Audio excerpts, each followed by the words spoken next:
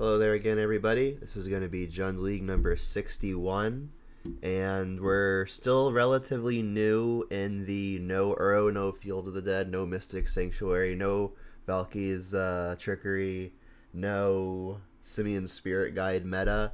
So lots of things have been shaken up, and as a result of that, I'm trying lots of new things, not necessarily things that I think are going to be the best, but just things that I think have the potential of being the best, just to try out a bunch of different stuff and then see what kind of does better than I expect it to do. So this iteration is going to be playing 4 copies of Dark Confidant and 0 copies of Renin 6. I don't think that Renin 6 is particularly well positioned right now.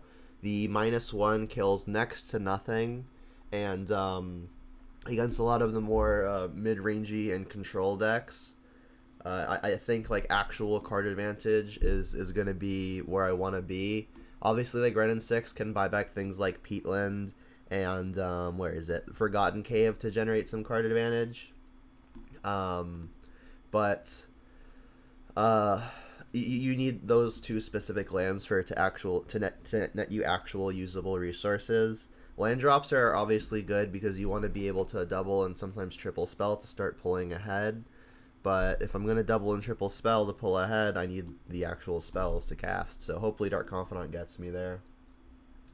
And Snapcaster points out this decision has done well for me in the past. What he's referring to is about a year ago, before the coronavirus impacted everyone, I played at a Star City Games regionals event, which was 200 or so plus people. And this is the exact list that I played at that event, and I ended up winning the entire event. I was playing 2 copies of Kroxa because Kroxa and Uro were relative newcomers. They had only been legal for about a month, so people knew their relative power, but not to their full extent. And then Renin 6 was also already legal. At the time, I looked at the format, saw that the -1 killed pretty much nothing relevant, and it was lots of combo and control decks, and versus those 2 strategies, Dark Confidant really excels, because Bob will help you find that extra disruption, and it'll help you find those extra threats to push through counter spells. Whereas Renin 6 hitting lands is, while fine, not as good as drawing actual gas in the matchups where your life total isn't super relevant. So here's that exact list, and you'll notice that the current list isn't that far off. Where is it, John? The current. The only real differences are Seasoned Pyromancer is in the deck now. This card was legal before. I did not play any before because, again, I didn't choose to play Renin 6 either. Just wasn't really high on the new cards at the time. And I'm playing an extra copy of Kroxa. This is a card that has impressed me over my past few leagues. I'm still maxing out on Liliana because, again, in a world without Uro, I think Liliana really excels. And then Tarmogoyf, obviously, probably just the best beat stick available. And I'm playing 3 copies of Push, 3 copies of Bolt, 3 pushes because there's a lot of Jund mirrors going around, and there's also a lot of Shadow, Grixis, Jund, and just Rakdos. So Push is going to kill Shadows and Scourge of the Skyclaves much more reliably than a Bolt will, so doing a 3-3 split there. And then playing 23 lands as opposed to what would most consider a stock 24, because if games are going to be going longer, i.e. I'm playing against like mid-range and control, I'm going to be able to hit my land drops at some point because the games are going to go to turns like 7, 8, 9, 10, even maybe more.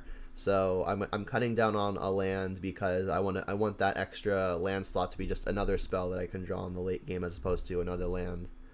The sideboard, it's very, very I guess centralized. There's no like fancy one of here.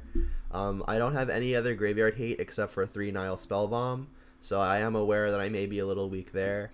If I play against Burn or Control, or I guess really any mid-range deck, I was looking for a card that could have some utility against all of those, and Huntmaster kind of fulfills that role, gaining life, making 2 bodies, and then providing some value late game. My land hate is comprised of 3 Cleansing Wildfire, 2 Damping Sphere. We saw those be good last league. We've got Plague Engineer, just for whatever combo decks or tribal decks we may face. Like if the opponent is playing Storm and they try to empty the horns, we've got the Plague Engineer. Elves has been popping up a lot. I even bring in Plague Engineer and then Jundmere because it makes your Tarmogoyfs bigger than the opponent's, and it also will just usually trade up.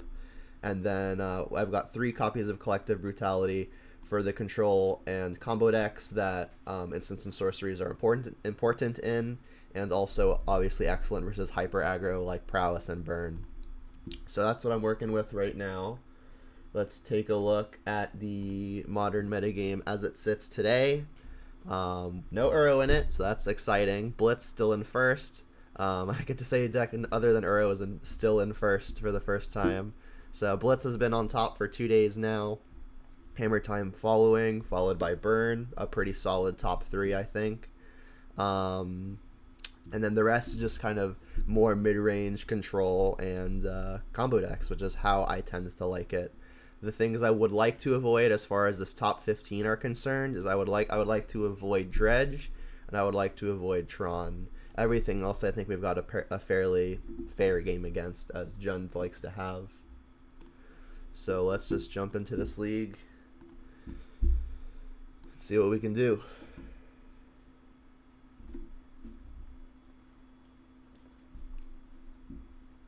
How does that top 3 look for Jund? I think the Blitz matchup is probably fine.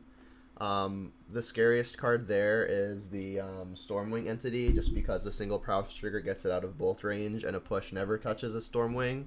So I think that matchup is close if you can pick where you're putting your removal. I think the Hammer matchup is very good. You can play it a lot like the Infect deck. This hand's great. And the Revealed Urus. So where you just have to really kill the one thing that is pressuring you, and you can do that post-combat to like make sure that they can't instant speed like protect it. And then the Burn matchup I think is very good. A lot of people have said that Burn is a bad matchup, but I've found my own record against it to be very good. Probably one of my highest win rates. All right, and we're playing against regular Burn. So let's take the creature. The creature has the potential for the highest output of damage, so I'm just gonna take that. If I had a removal spell for this Swiftspear, maybe I leave it and then take something that does 3, because then I could just use the removal on the Swiftspear to effectively have one of their cards only deal 1 damage. All right, they suspended a Rift Bolt, it looks like, and that was the new card, huh? Yep. All right, another land, not excellent, but Liliana is going to be a really good follow-up. I think I'm going to be playing Blood Crypt here because I want to be curving into Blood Braids on turn 4, and if I go Verdant here and I want to play Liliana next turn, I'm going to have to shock at some point. So overall, I'm going to save a point of life if I just get my shock land in tapped here. And then next turn I can play Forest, and then the turn after I can play Verdant only paying 1 because I'm going to get like a basic Swamp or something.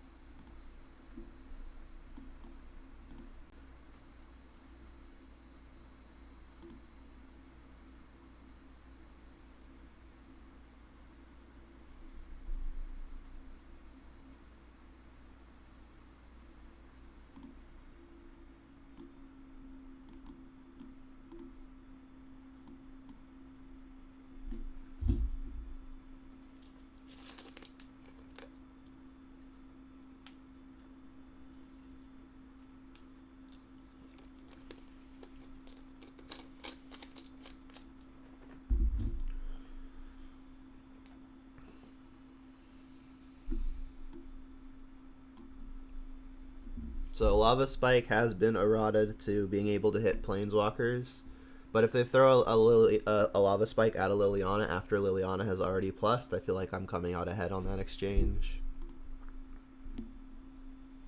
Alright, and that was the new card.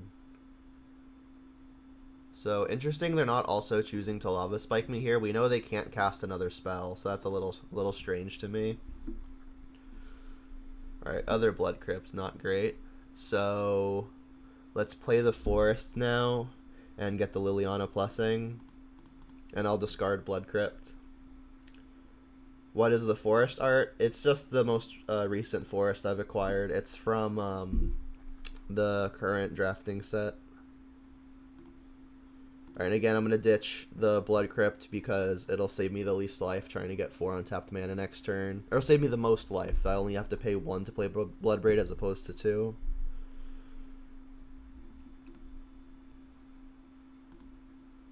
Alright, and then I've got 2 very decent clocks to follow up with and hopefully close the game.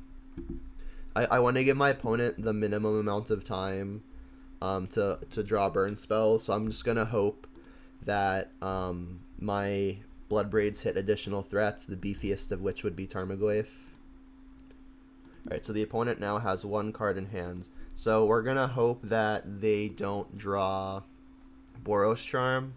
But I mean, we get to plus the Lava Spike out of the opponent's hand. I appreciate it, Maui. Something interesting to note is had the opponent used their mana to Lava Spike me on the turn where they left 1 mana available, they could have had that spike go at my face, but instead I get an extra card out of their hand. Alright, so like I mentioned, I really want this to hit additional pressure, so I think Tarmogoyf would be best case. Kolaghan's Command is acceptable as well. Obviously, it's one of the weaker things we could have found because it's just a deal 2, but any way to push damage is probably fine here. Like, we could have hit a Fatal Push, we could have hit Inquisition Thoughtseize, all 3 of those would have been completely dead. So, I mean, I guess I'm more grateful to hit a Shock than one of those.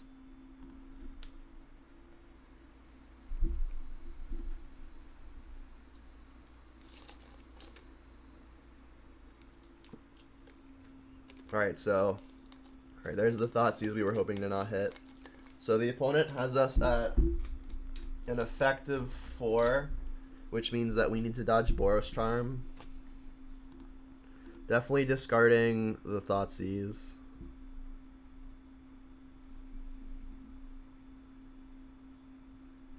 It's kind of interesting whether they or not they want to sacrifice the Canyon, because that would actually take them off of white, so they probably just don't want to sacrifice it.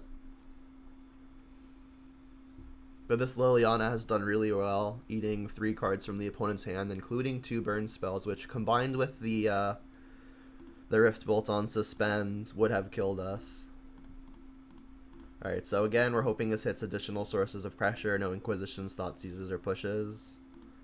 That's a great one.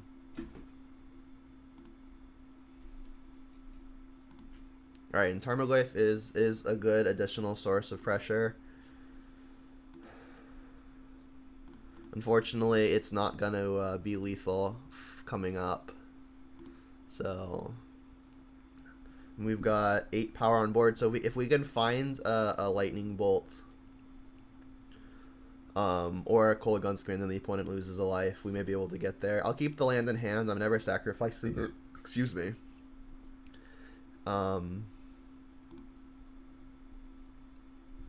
We've got two seasoned Pyromances right now. If you type !deck or !decklist in chat, I've got the bot set up with the current deck list.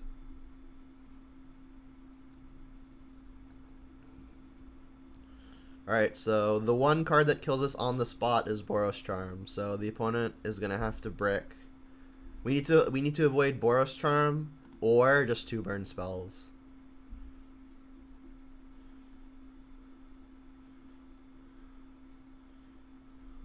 Alright, and they've conceded, so they must have drawn a land.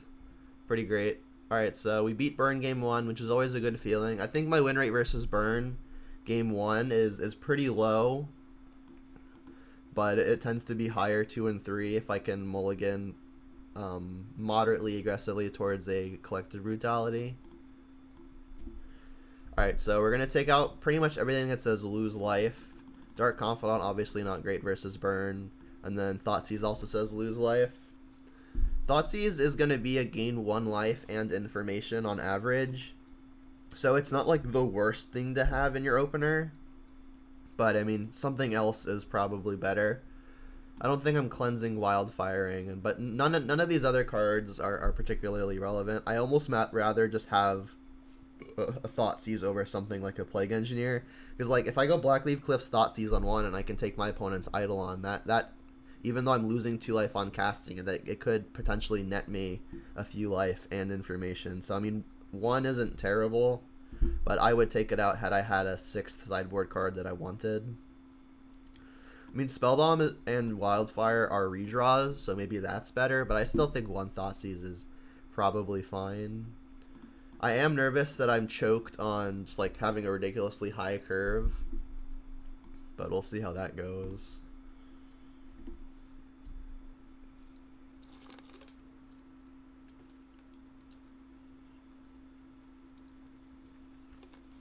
This hand is a dream. We're missing the fast and early threat, so maybe it's not a dream, but it is definitely fine.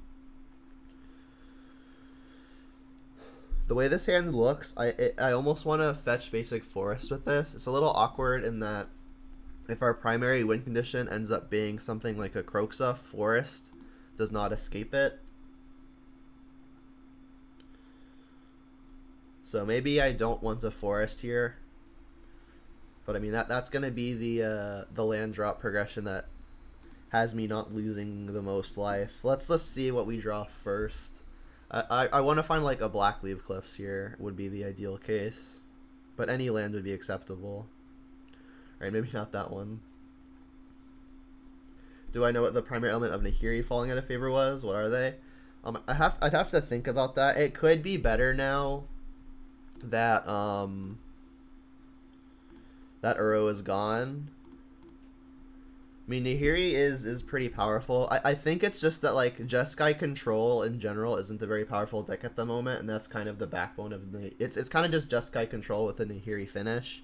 And maybe it's just that Jeskai Control, just as a deck, isn't that powerful right now. Alright, well, I think I'm taking Eidolon here. Alternatively, I could take one of the instants or sorceries. I think I might actually want to do that, because that means that Collective Brutality, when escalated, is going to be able to take a spell out of the opponent's hand. Like, I can escalate the Brutality to kill the Eidolon. Yeah, I think I'm going to do that. And then I'll take the Lava Spike, because Skewer needs some help. Like, they can't Lava Spike. They can't Skewer before combat unless they draw something else. Yeah, so to maximize the Brutality, I'm going to take the spell. Jund with Nahiri finish. I had a friend who played Dark Confidant in Mardu Nahiri, like just to see if he'd flip the Emrakul, and he never did. He drew the Emrakul a few times, but it was always like in between the Bob triggers.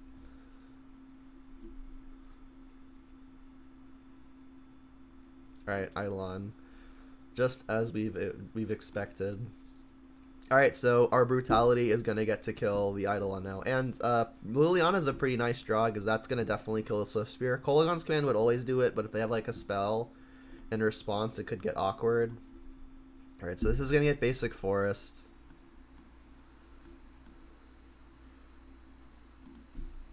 And then we'll Brutality, full noting it. That. And then the discards are a little bit more questionable. I think I want to keep the Kolaghan's Command. It's possible I want to like draw step something to deny a creature or a sorcery speed burn spell like a Spike or a Skewer. So I think ditching Pulse is fine. And then I'm not ditching the Liliana. Well, maybe that's not factual. So like the Liliana and the Kolaghan's Command are going to fulfill similar roles this game. So it's just a matter of like which of the two do I think is better. I could actually just ditch the Huntmaster of the Fells with the intention of the Kolaghan's Command's second mode being buying it back. That's interesting. But I think I want to play the Liliana next turn because the opponent is going to have cards in hand probably, and I want Liliana to be able to trade for one of those cards after killing a Swift Spear. So I think I'm Liliana-ing next turn, which means I'm more inclined to discard either the Kolaghan's Command or the Huntmaster. Kolaghan's Command's probably going to be good to kill something. So I think I'm going to ditch the Huntmaster with the intention of getting it back with the Kolaghan's Command.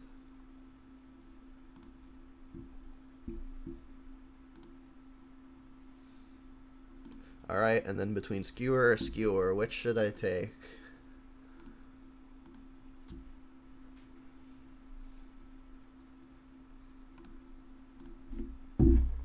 So hopefully by the time we get this Huntmaster down, we're stabilized, and then we can take over the game with it.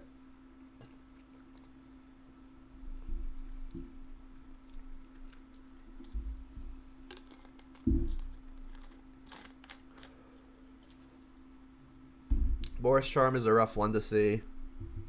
I mean, we've got the Liliana to kill the Swift Spear. Okay, so knowing the opponent has a spell in hand, I think my line has actually changed. I think what I want to do is use this Kolaghan's commands to kill the Swift Spear and have the opponent discard their last spell. Because, like, I've drawn something powerful to do at 4, and, like, Huntmaster is going to gain 2, but having the opponent discard is effectively gaining 3. They can't cast this now, but they will eventually. Then if they draw a creature that I need to kill, I still have the Liliana for it.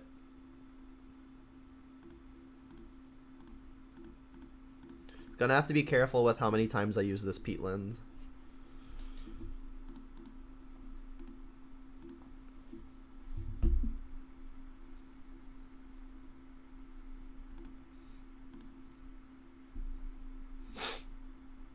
They didn't do anything. Alright, and we hit the land. So I can go to 6 here to cast Bloodbraid. I need to start closing the game, so that's what I'm gonna do. But I'm going to really try to avoid using this peatland anymore. This puts myself within any 2 burn spell range. There's the Thoughtseize, the one that I kept in. Alright, I'm not going to cast it. And like I could keep the Bloodbraid back to defend versus a potential creature being drawn. But I need to start winning the game. Like every damage I don't do is the opponent having time to draw more burn spells.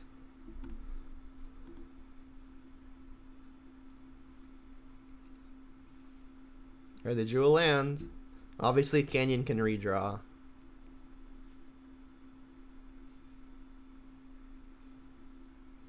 We're in the get lucky part of the game.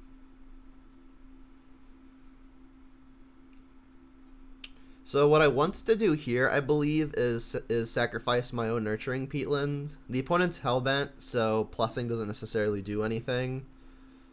So let's sacrifice this. I guess paying here. Stomping Ground, not great. Alright, well I've got the push for a potential hasty creature. So I'm more comfortable in attacking, but I was very likely to just attack anyway. And then, obviously not going to shock, because then I die. The consideration to playing Liliana here is if the opponent draws Eidolon of the Great Revel, I won't be able to actually kill it without having the answer already in play. So it could become interesting if if the opponent draws an Eidolon.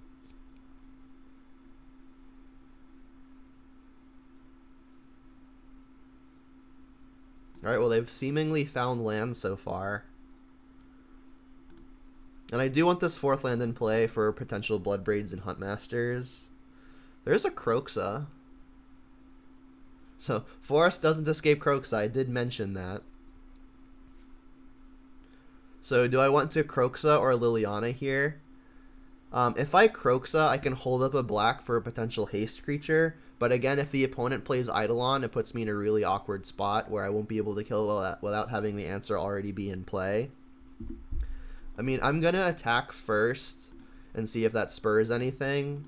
If the opponent has, like, Deflecting Palm as the last card, I'll wish that I had them discard first. But they didn't. Cool. So, do I want to hedge versus an Eidolon, or do I want to hedge versus a Goblin Guide? Neither have been used. I guess one Eidolon has been used already, so it's more likely that the opponent has Goblin Guide. So for that reason, I think I'm going to Kroxa.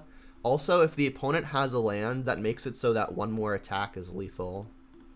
So I think for those 2 reasons, the opponent already having used 1 Eidolon and no guides, and this potentially doing 3, I think that makes it a clear Kroxa choice. Alright, and it was a land. Still have to get lucky here. We need to fade 1 more draw step.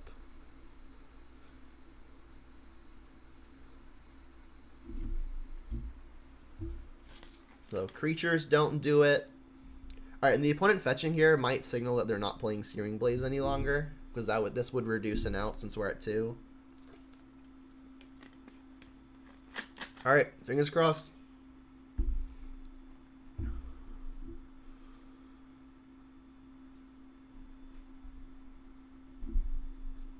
We did it!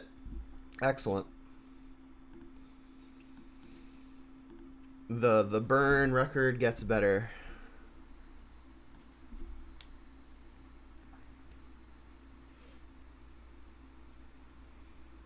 And like you saw, it's my opinion that attacking the burn player's hand early is probably the best way to win the matchup. That and just having Goyf on turn 2. So obviously doing both is ideal, but I didn't have a Goyf any of those games, and attacking the hand and being a little lucky is what got me there. The 5-0 dream, yeah, ideally. Alright, so this hand is only threats and 4 lands. We're on the draw. The opponent has kept. I think I'm gonna mulligan, trying to find some version of interaction. There's a lot of decks that this hand is not gonna be good against. Alright. Do I want to just try to get lucky instead of going to 5? Oh yeah, you can't say the record on the stream or else it won't happen. I mean, obviously, had I known my 7 was going to be next to unplayable, I would have kept this. My 6 was going to be next to unplayable, I would have been more inclined to keep the 7, but I'm not psychic.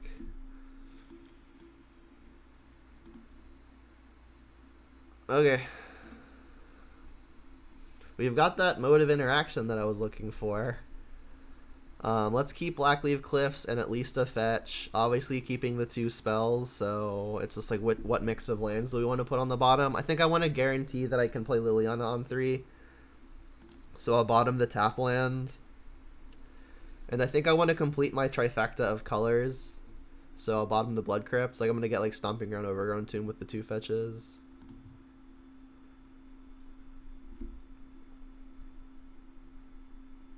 Uh-oh.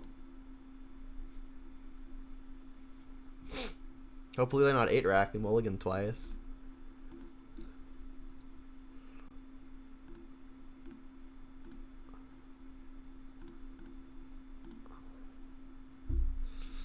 Not 8-rack. Oh, Stoneblade. Alright, well, we're gonna have a hard time beating a Batterskull here. On this mulligan with no good answers. We need to find like a Fatal Push or a Tarmogoyf or... I mean, Kolaghan Scan would be great too, but they're still going to put the Batterskull in play by then. That works. Just delay the Batterskull and then try to run away with the Liliana here. Never mind.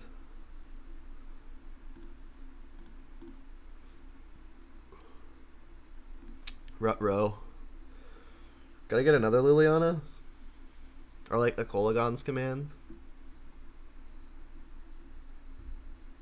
Well, that one will be good next turn. The opponent has found Embercleave. That's a fun one. Castle Embereth. I wonder if they're playing a bunch of elementals type stuff. Like Seasoned Pyromancer, Young Pyromancer. This doesn't look like it would be a Young Pyromancer deck so far.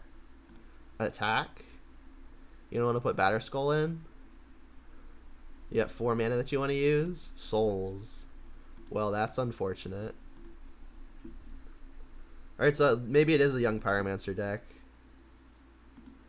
Alright, what do we want this Bloodbraid to hit? Probably still just like Kolaghan's command or something. Additional creature would be good.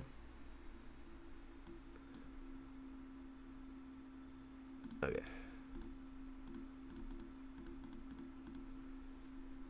Can we get like a Goyf or something? Thoughtseize can take either the Batterskull or the Embercleave. Oh, they just have all of the equipment. Brutal.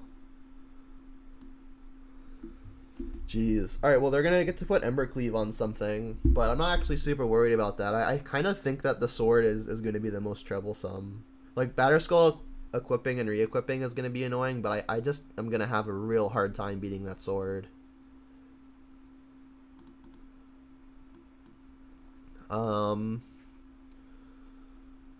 I guess I'm attacking because I'm not blocking. If they want to trade, for 2 spirits. I'm pretty happy with that.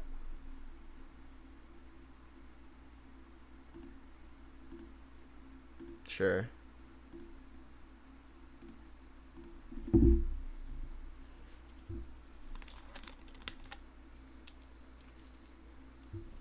Alright, and they're going to put Batter Skull in. Cycle that. Kolagon's command? Nope.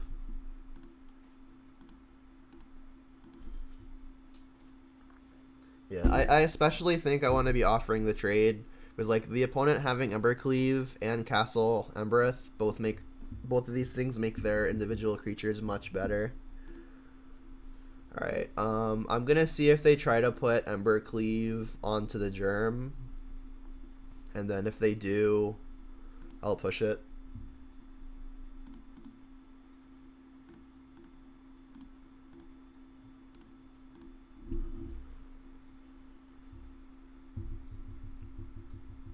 This is how much to equip? 3?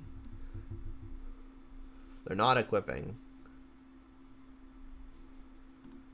Maybe they want to just bounce Batter Skull to their hand.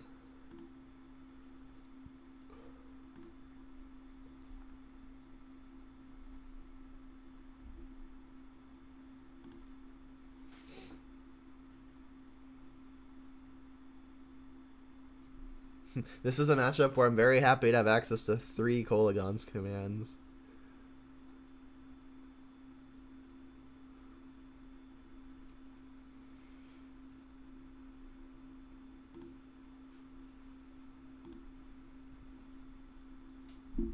Alright, and they're trying to put Batter Skull into play. Alright, well, I'm just going to try to conserve my life total best I can. I need to find Kolagon's command to, like, kill an equipment and buy back a Bloodbraid.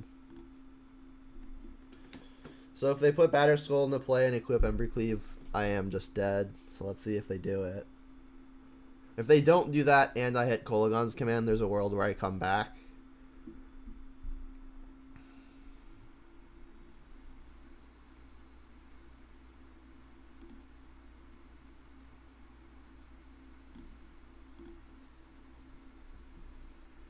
Alright, so Mardu Stoneblade.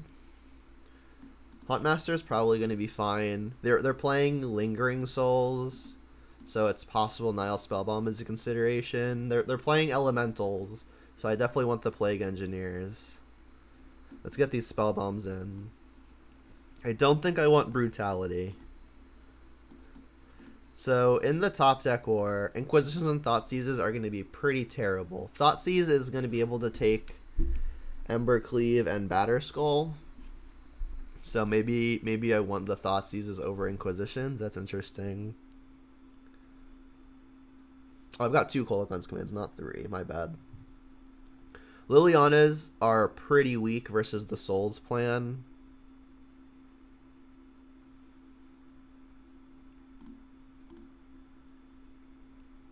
This has me needing 3 cuts. Not cutting any Bobs or Goyfs. I'm not cutting any of the top end.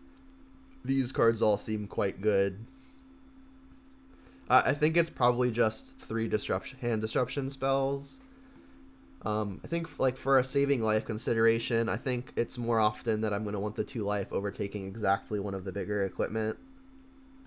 So like then maybe an Inquisition can leave. Let's give that a go.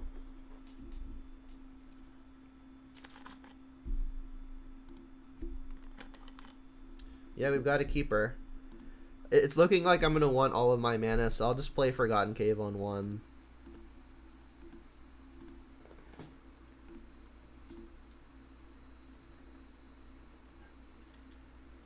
Is Kroxa good in the matchup? I think so.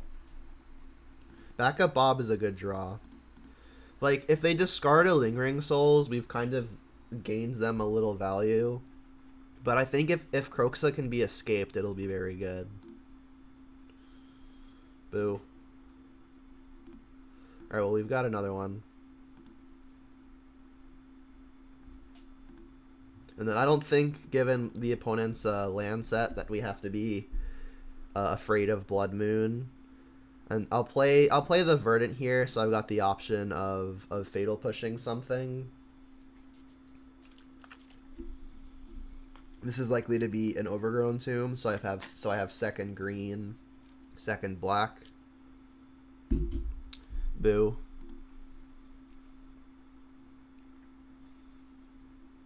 The Mystic. Alright. I'm going to just push that. I'll let them get their equipment first.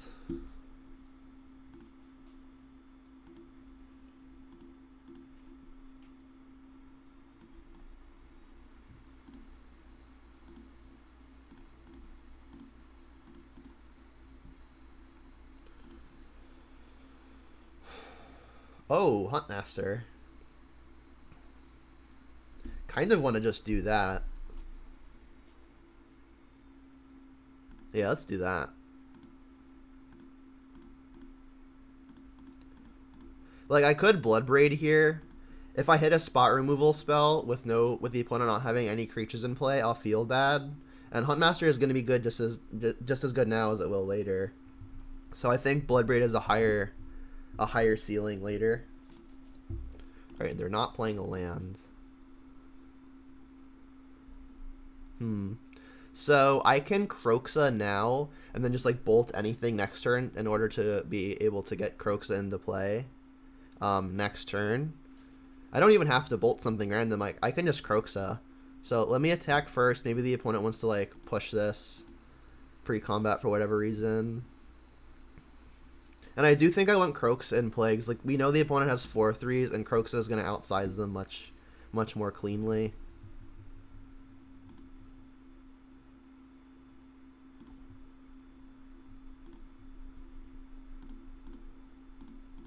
So I mean, we're slated to have two pretty powerful turns coming up. All right, and there's the Souls.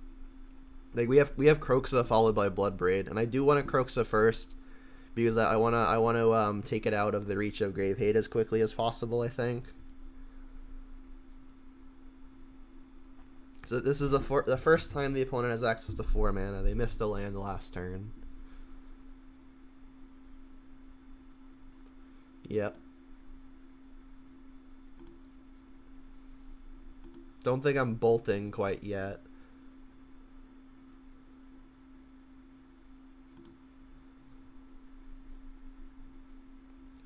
Alright, well, we could shock to hold up the option of bolt, but let's see what the opponent discards first.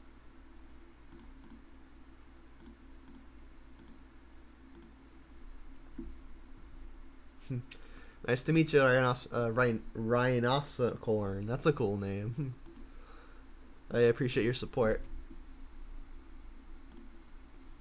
Yeah, I don't usually stream now, but Wednesdays are my day off from work, and Modern not sucking has me wanting to play Modern.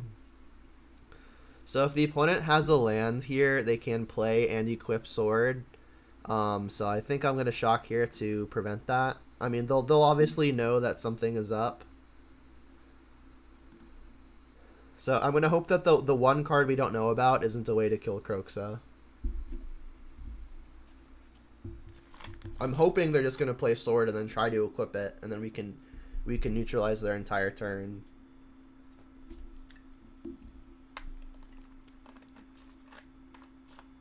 That's fine. And I don't think the opponent is going to try to triple block. Me shocking here kind of tells them that something is up. Do I want to just kill this Bone Crusher? I kind of think that I do. It's looking like their plan is to block with Spirit and then just really pressuring me with future Bone Crushers. So I think I am just going to go ahead and kill the Bone Crusher with the Lightning Bolt. Going to 12.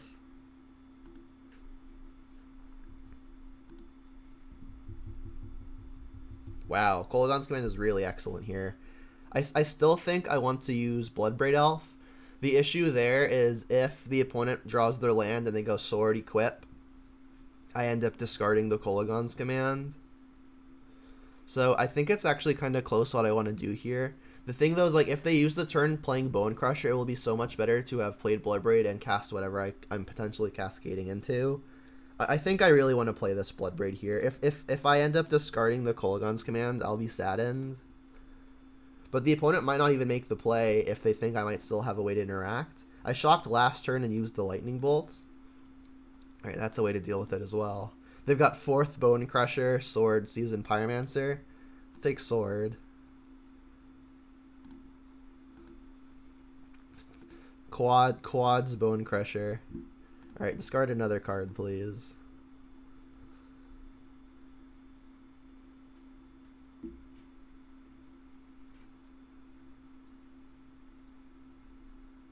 Alright, so their hand is Bone Crusher number 4. So they can stomp my Bloodbraid if they so choose. But that doesn't seem like the best use of their mana unless they draw a land. Okay. Maybe they're just planning on sacrificing a Silent Clearing, or they've drawn a removal spell, in which case it makes sense that they're using their mana this way. Bob's a nice pickup. Yeah, I'm really surprised by all the support I've been getting on YouTube. I didn't ever really suspect that my videos would get hundreds of views, and a few of mine, like even one recently broke 1,000 in just like 48 hours. That's absolutely insane to me.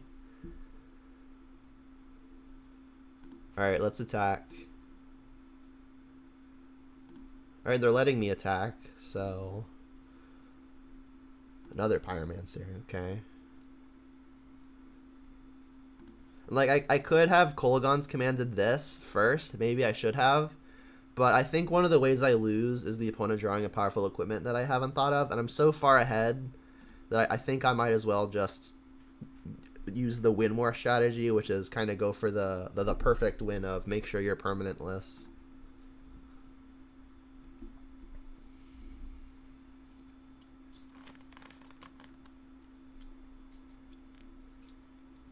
Right now I've got an internship. I'm working with a vacuum technology company. I just graduated with a degree in mechanical engineering.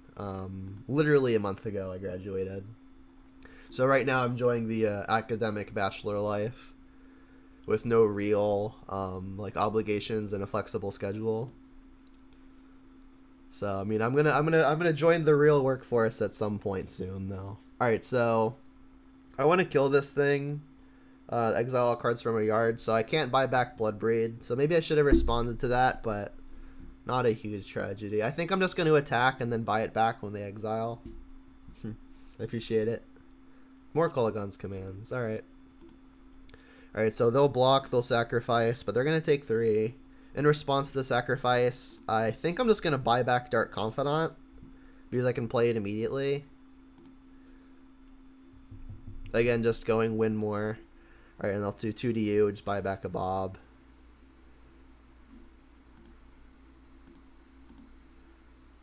That.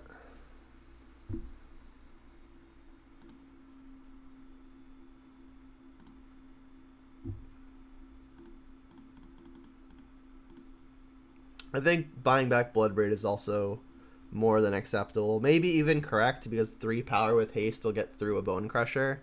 But they have to put the Bone Crusher in front of the Kroxa anyway.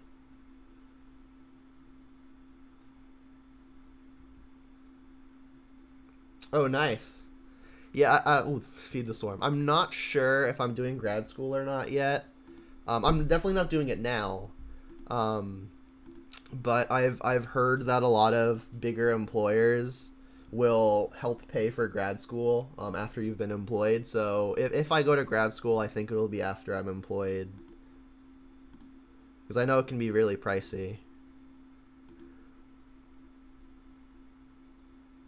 Alright, and the opponent's at 3 here, which means I can just Kolaghan's command back a Kroxa and cast a Kroxa.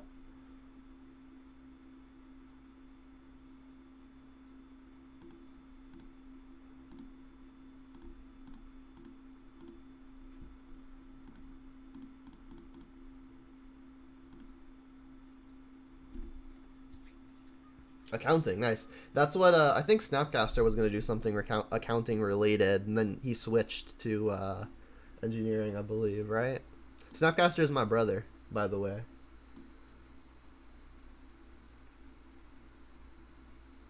Yeah. Alright, so still Mardu. Do I want to change anything? Don't think so. I think what I've got going is probably still fine. We saw some utility lands from the opponent, so Cleansing Wildfire is mildly interesting, but I don't think it's going to be high power level enough. I think I'm just going to resubmit. I'm not a math nut, but I think I'm okay at it. I hope I'm okay at it. I've got a degree in something involving it, right? Alright, so this Wooded Hills looks a lot like a Blood Crypt. Yeah, and Snapcaster, he's also a math nut if you were referring to him. Oh, you were, okay. Yeah, he's a nerd. Big fat nerd. He plays Magic too, right? It's funny. I feel like every Magic player that I've met, well, not every, like 90% of the Magic players that I've met, they're in some form of accounting or engineering, which makes sense, right? Like Magic is very much a math and statistics kind of game.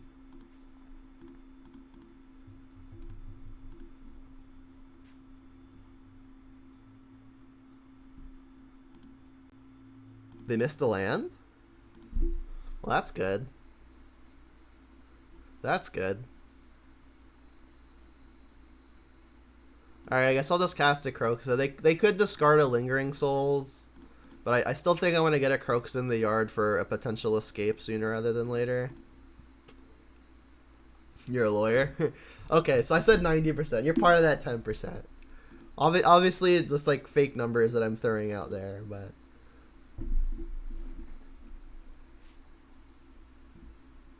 They hit the land. How lucky. They discarded a Lightning Helix. Or Smiting Helix, which is a Lightning Helix in the yard.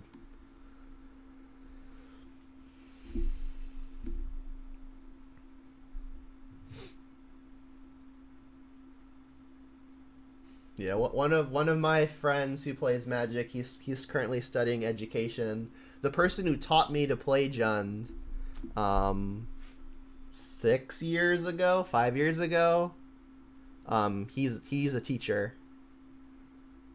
Shout out to Paul Mathos. Oh no, my Croxa.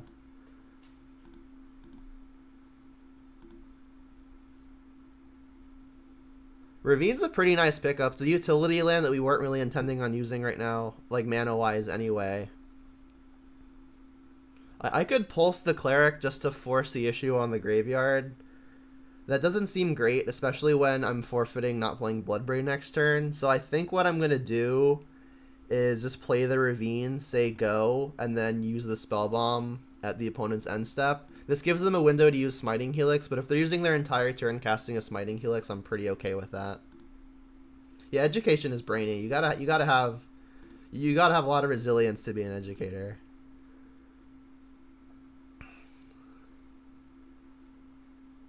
Just casting a 4/3. Yep. Alright, let's pop the Spell Bomb. I want to cast Bloodbraid here. I'm probably going to end up blocking the Bone Crusher with the Bloodbraid, and I don't want them to have the Smiting Helix to be able to do so. So I think this is probably a fine time to pop. We're not getting like a Lingering Souls or anything, but I mean, getting a Lightning Helix is something. More pushes. Alright, let's just slam the Bloodbraid here, I think. Oop, my mouse lagged. Alright, what do we want here? Let's hit like a Kolaghan's Command or... like a Plague Engineer. Pyromancer's good. I don't think I'm discarding second Croxa. I want to have access to that after the opponent sacrifices this Cleric. I think second push can go... I like the Pulse because if they go Lingering Souls, it's a way to clear it all. And I can also like kill something on the Revolt. I think I'm just going to discard the pushes here. Do I want to attack now that I've got all these elementals? I don't think so. I think I'd rather just keep the elementals as bodies. So I'm gonna try to 1-for-1 trade if I can. Got 3 lawyers and not all of them play brainy decks.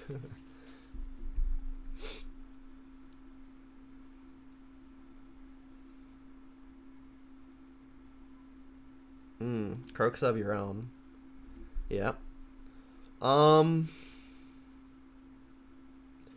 I kind of want to discard Inquisition. I feel like if they had a card better than Croxa to play this turn, they've got an empty yard. Like if they had more lands, I think this would be incentive would be cluing in on something else. But having no cards in yard, not even the lands to escape it, I think Croaks is probably the worst thing they've got in their hand. So I don't think I want an Inquisition here. I think Spellbomb might be important just for taking the Croxa. And then I want this Croxa for when they use their Cleric. What are the non-brainy decks? I'm going to guess stuff like Living End.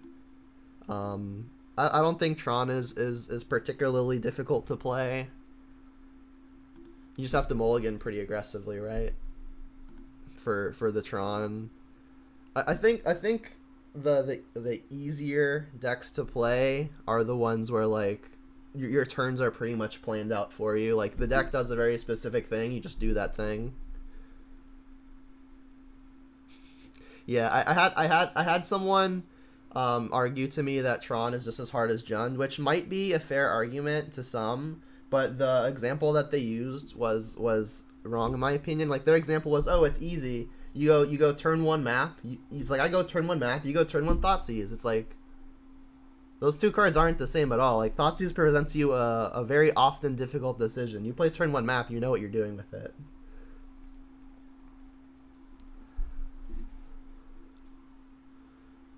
Alright, so I think now I'm going to cast Kroxa, cast Inquisition, cast Nile Spellbomb. The question is, what order do I want to do it in? I think I want to Kroxa first, so the opponent discards without having the information that I'm going to be Inquisitioning them.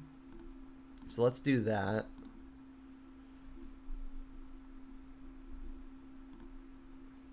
Yeah, but I mean, some linear decks I think can be difficult to play, and I think Storm is a good example of that. So I could just play Spellbomb and hold up the activation. They're far from activating Pyromancer or escaping Kroxa. If I Inquisition them and they sacrifice Fetchland, they're still one off of sacrificing Kroxa. It could get dangerous though if they draw Fetchland and have a push here.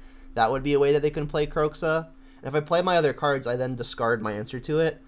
I'm so far ahead that maybe I just want to avoid that potential line. So I think I will actually just go Spellbomb, intend on cracking it. Do I want to attack now? Yeah, let's get in there. Storm example 00020. Yeah, 00020 is not a linear pattern. 1 2 3 4, however. Tron isn't linear. You go 1 2 7. Another Cleric. Annoying. If they attack, I'll double block. Or they don't. Alright, let's pop the Spellbomb. They've got some good stuff in there. I want to find some more action. Sometimes 1 2 3 8. That's fair. 1 2 3 8. Tell me who we appreciate. It's not Tron lands. Alright, am I attacking with Bloodbraid and trying to trade for Cleric? I don't think they're going to trade, because like having the Kroxa in my yard is pretty menacing. So I think I'm still going to jam Bloodbraid and then see what their block looks like. Yeah, Nick, it's early. I don't work Wednesdays. And Modern is fun right now, so let's do it. They're shocking. What is that? Stomp again. Alright. I mean, a reason that maybe I had wanted to Inquisition prior is now Inquisition doesn't actually have any value, so that may have been a reason to do that earlier. But I mean, I could always pitch it to the Pyromancer. In fact, I'm probably going to do that immediately. And I'm going to keep the Pulse in hand because I can kill both of their Bone Crushers with it. So let's go red, red. I think I'm just going to save the life.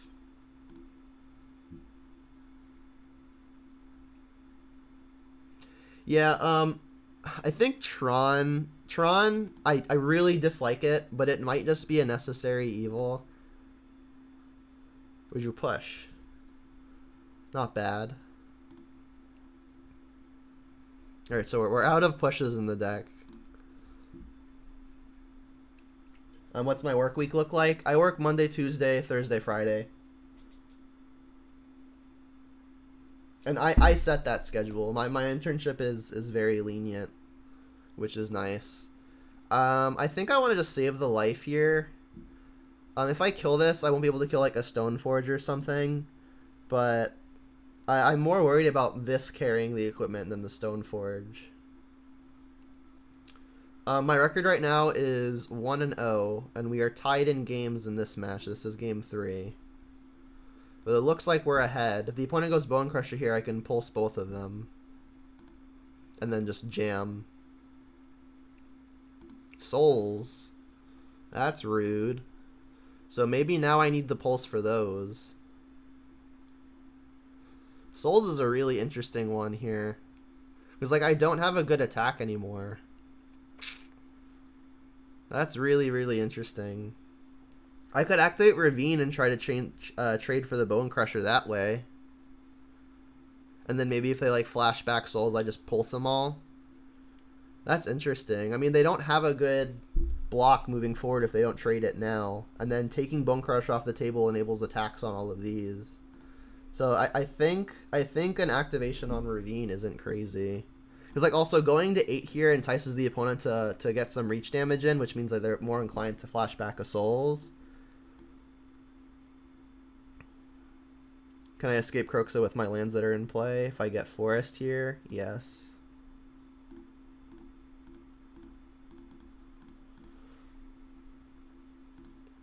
What happens if I just alpha here? They can block here, block here, block here. No, I don't think alpha is good. Yeah, I'm hoping they trade here. Cool.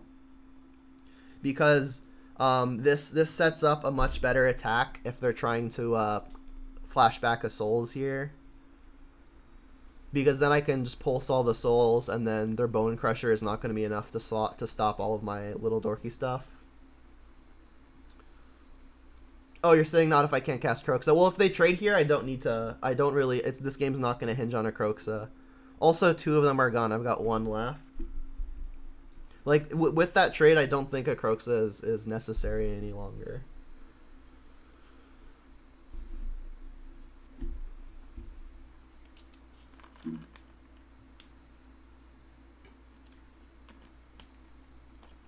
So the ideal case here is the opponent just, like, flashes back Lingering Souls. If they play Bone Crusher, I'm in a similar situation where I don't know what I'm supposed to do. Like, because if they Bone Crusher, I'm kind of forced to pulse that to open up actual attacks. Souls was, I think, the most interesting draw the opponent could have had. Please just flash it back. Alright, so now we hope they're not gonna, like, push the one that I target. That would be awkward.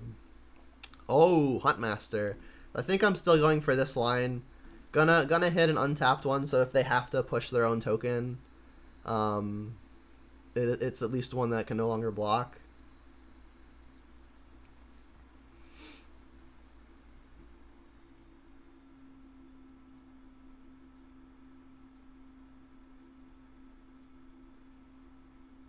They're thinking about whether they want to, like, bolt their thing.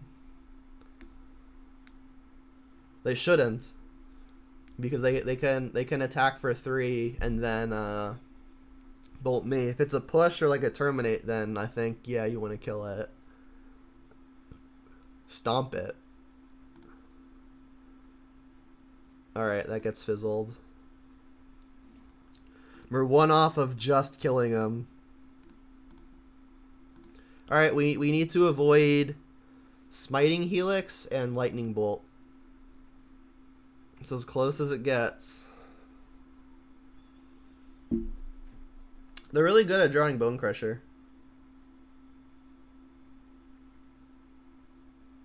If they play just a Bone Crusher, we've got lethal. Okay.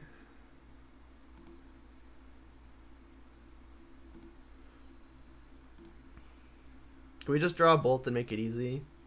Never lucky. Alright, well, I guess I'm just going to attack all and see what they do. I mean, at worst, I'm trading for all of the spirits if they've got a removal spell. And, like, Bone Crusher is going to eat something if they've got a removal spell, but then Huntmaster is going to create 2 bodies and net a life. Excellent. 2-0. Here's the deck list for everybody. How good is Bone Crusher in current Modern? It's probably fine. I mean, any card that can semi-efficiently do 2 things can never be, like, terrible. Like, if the sizing on all of the bodies you're worried about is 2 toughness or less, then it's probably good. But, I mean, the second one of the 2 halves becomes not good, then just having, like, a mediocre second half just probably isn't good enough.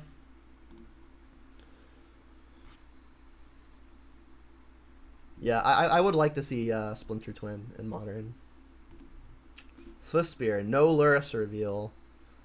So I wonder if it's just burn. Alright, let's plan on getting Overgrown Tomb, I suppose. And then we're gonna try to decay the Swift Spear next turn.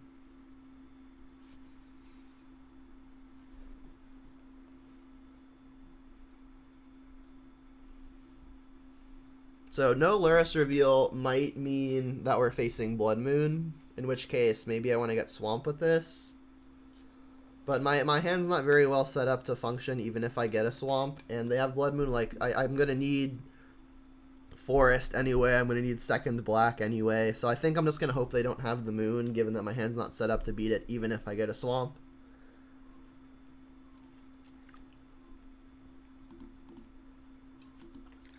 Like, had I been set up to beat a Blood Moon on top of this, then I think it's a closer decision.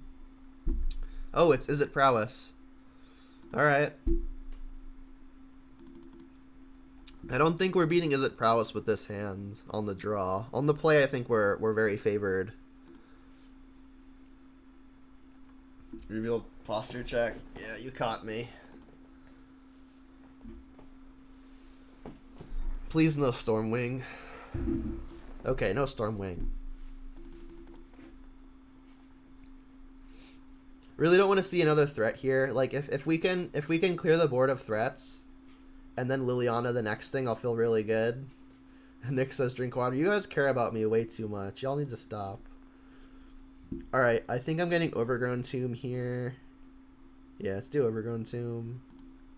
We've got Blackleaf Cliffs for the Abrupt Decay.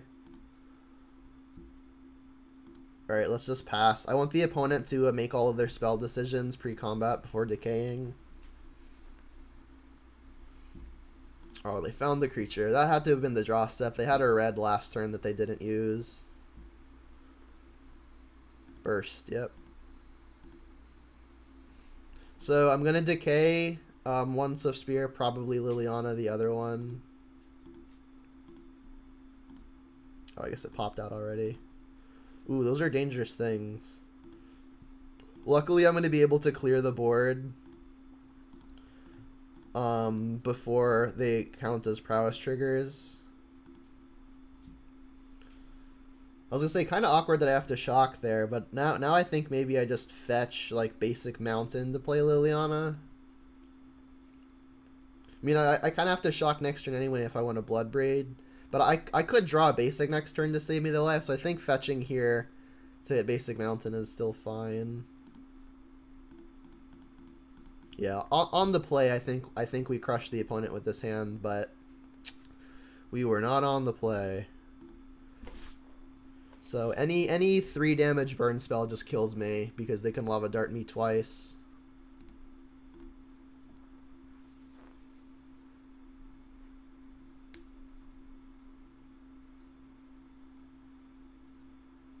Does that do it? That's short. No, that does it. This twice, 3 at me. We're dead. Alright, Is It Prowess? Currently the #1 deck in Modern. Or so says the meta breakdown. Brutality is going to be good.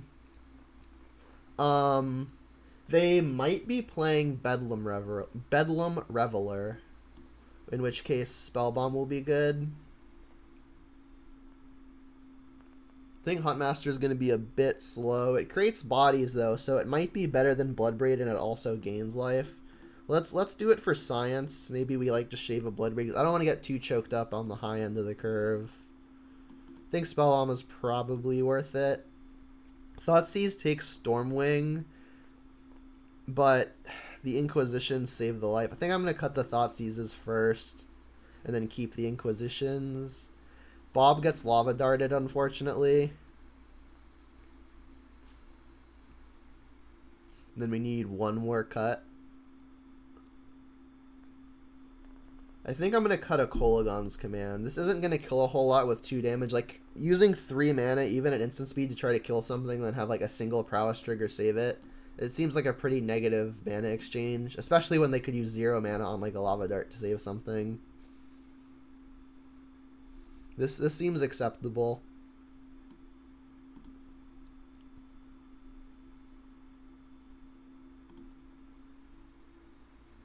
Yeah, this hand's good. It's soft to Blood Moon. I think this is going to end up getting basic Forest, but that's awkward because I can't escape Croaks off of it.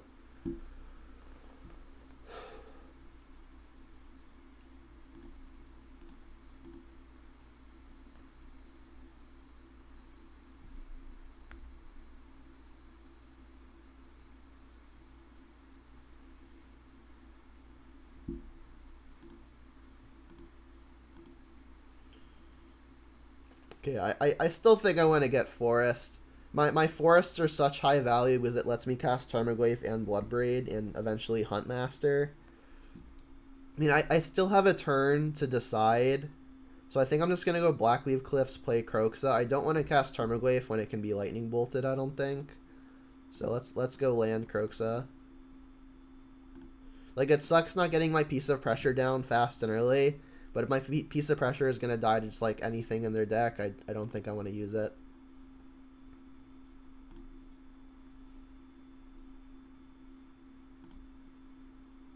They topped with the Opt.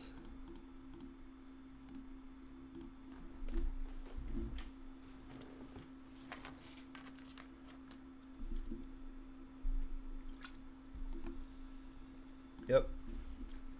So now we're probably just going to play Tarmogoyf and use the Lightning Bolt. So, like, I have to make the decision now. Do I want to get basic Forest? I think I do. Again, it's going to make escaping Croxa difficult, but I've got so many other pieces of pressure that I think I'm okay if I get a little boned on the Croxa for a couple turns. Like, had I had only Croxa as this threat, I'd be more wary to get basic Forest, but given the presence of so many other threats, I feel a little bit more comfortable just getting the basic and not just dying to a moon. And I do think I want to bolt this immediately as opposed to waiting, because if the opponent has a few spells, I could get blown out.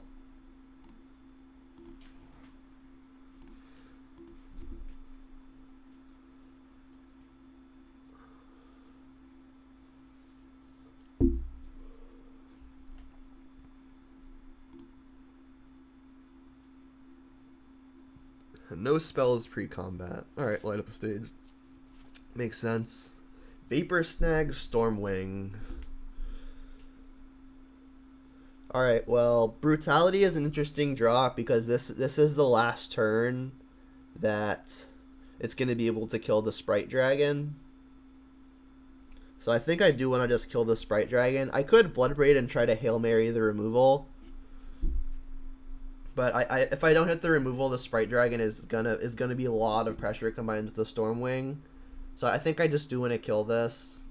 The next question is, do I escalate? The odds they've got spells in hand are pretty high, and if I'm escalating, I'm probably just gonna ditch the Seasoned Pyromancer. I think I do want to pitch the Pyromancer. It was like this is gonna be the last card I cast anyway, and I want to find the lands to escape Croxa. So I think I'm gonna escalate, ditch a Pyromancer, play Stomping Ground tapped. They don't have any Lava Darts in their yard to save this. They could have, like, Mutagenic Growth or something, which would be unfortunate. We'll 2-mode it. -2/-2. Instant or sorcery. You. Tap. Ditch. They've got Snag, Manamorphose, and another Sprite Dragon. I think I'm going to take the Snag. Like, I'm going to need to win the game, right? And if the opponent is snagging my stuff, that's just going to put me behind pretty severely. Let's take the Snag. Play this. Jam. So, like, the opponent's next turn is very likely to be Snag into Stormwing from exile.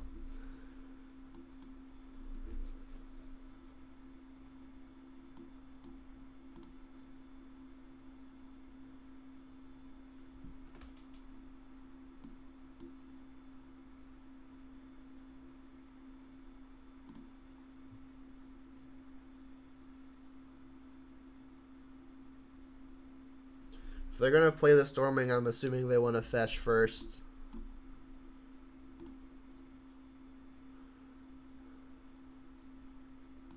They agree.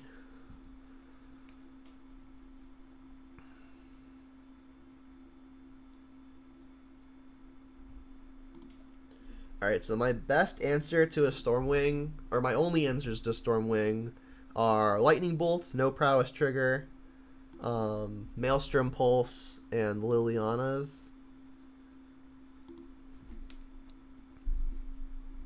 There's the Liliana. Let's just do that.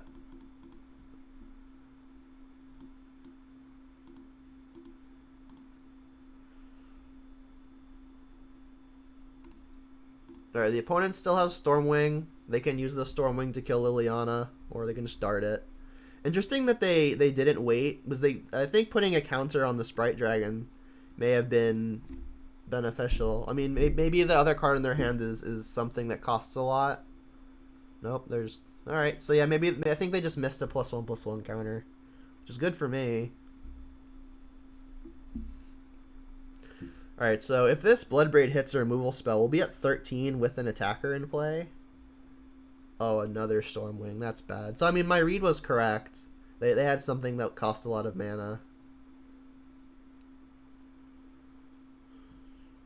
So they have no spells and no hand. So I need to erase them. I need to hope they, like, draw lands, right? Goyf is the bigger hitter, but Bloodbraid has the potential of hitting removal or just another threat anyway. I really don't want to hit, like, an Inquisition with this. Goyf. Alright, cool. So we get the best of both worlds. Definitely attacking with this. We're in full-on race mode. And right now we've got to combine... Oop, don't concede game. 8 power, so we're 1 off of killing them. Oh, crap. We did not want that to happen. I mean, they did get to scry, too. So this is 7 right now.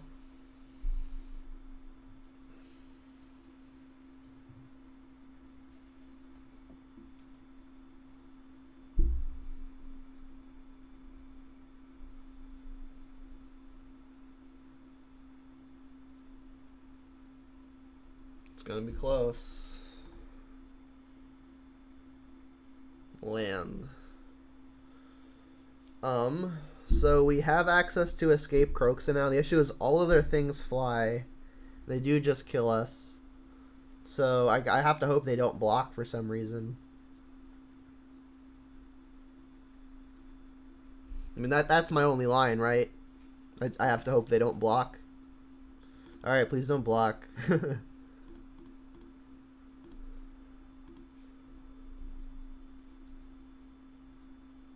Yeah, and it's not impossible that they don't block either, because, like, if we can kill one of these things, they might need additional help.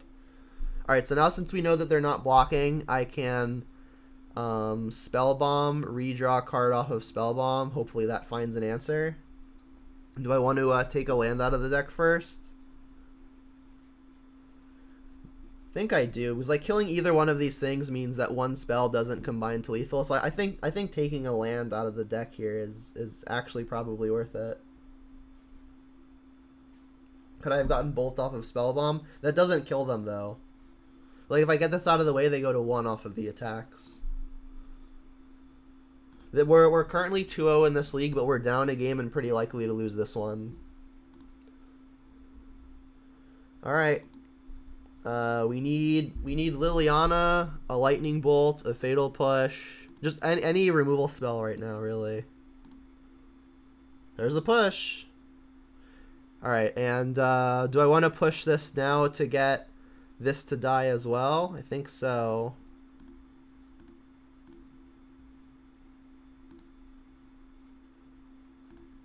All right. So we need to fade double spell. No lava dart. We need them to draw opponent to draw not a burn spell, not a lava dart. Nice. All right. We're alive. All right. Is it prowess still?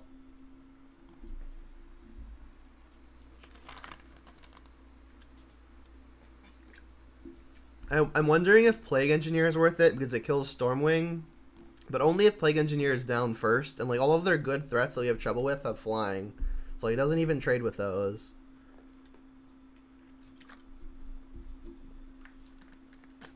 I think I'm just gonna keep it as it is. It's possible I should bring in the Thoughtseizes, just because I wanna prevent the more busted starts. I mean, it's interesting. I think Thoughtseize might, at a minimum, be better than a 3-mana almost do nothing. Because the artifact mode doesn't matter, the discard a card mode usually doesn't matter, the shock doesn't kill about anything, and then they're not really killing my creatures, they're unsummoning them. Have I graduated? Yes, a month ago. Not in person though, because of the virus. I have to sign up for the makeup graduation, but I do have the diploma. Is the reason I don't play Trophy? Yes, I have a strong disliking for that card. I think all of your removal, you want to be able to afford to cast it in your first like 3 or 4 turns. If you cast a Trophy before turn like 5, giving your opponent a land is really bad, just like actively bad. So I prefer to play the removal spells that I don't feel terrible when casting before turn 5. Because a lot of games can be decided before turn 5. So I prefer to not give the opponent extra mana. Would you say it's better than Path? I mean, Path has a very similar issue. I mean, more often than not, you're killing a creature with the Trophy. So, I mean, if you're expecting to kill mainly creatures, then Path is better, assuming you're playing the color. Or if you're assuming that you have the option of playing both, I think I prefer Path. Just because more often than not, you're getting rid of a creature and 1 mana is less than 2. This is a hand. But, I mean, if you're expecting to need to kill lots of planeswalkers, obviously Path doesn't do that. So I think it's very dependent on what you're expecting to see, but I don't like having to play either.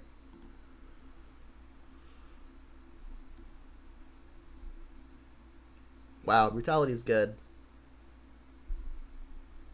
If Abzan is viable. I've heard some people say that it's got some promise. So I could push the Swift Spear here, but I think I want Inquisition.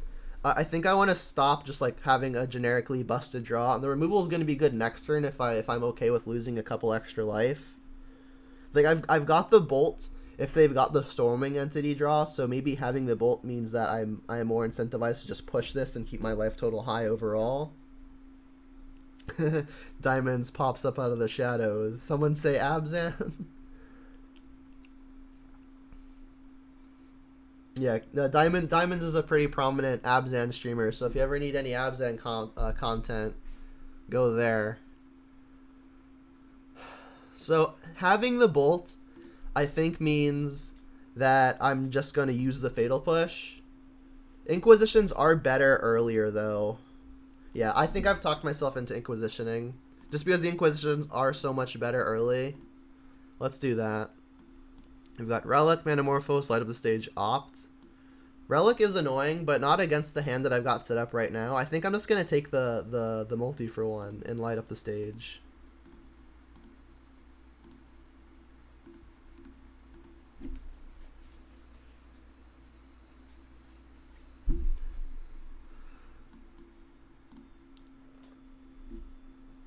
All right, so I'm gonna take a pretty decent hit here. But I mean, this deck is very much critical mass oriented. I think so. Inquisitioning and being able to take the 2-for-1 is I think pretty good. Like they might have just lighted up the stage, lit up the stage, last turn. They've got sorcery. Let's ditch mine.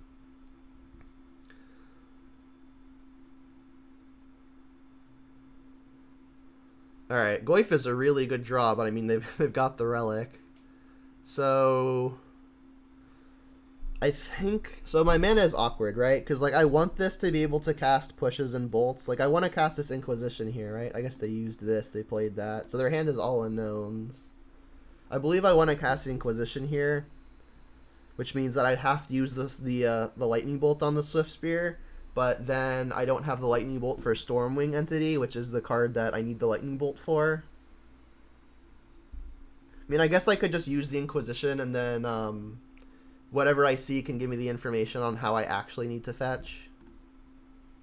I mean, I'll use the Bolt if I have to. I do want to kill this thing and be able to cast Tarmogoyf.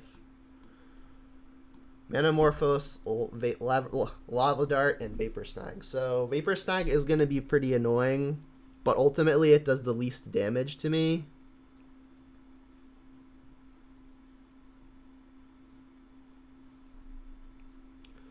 I kind of want to take the Lava Dart just because that's the thing that can actually kill my stuff, and it represents 2 prowess triggers.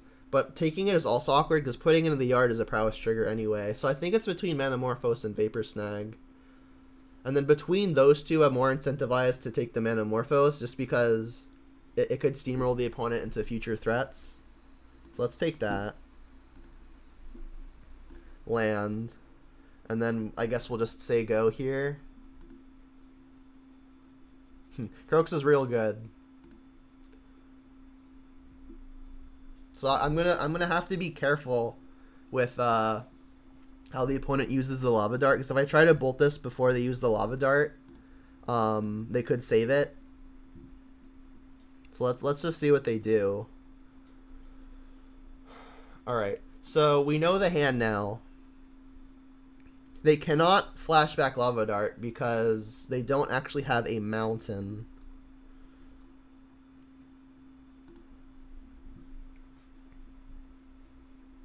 Alright, I'm gonna see if they want to make the first move. They don't. So if I fetch, shock, Stomping Ground, bolt this, I take 2.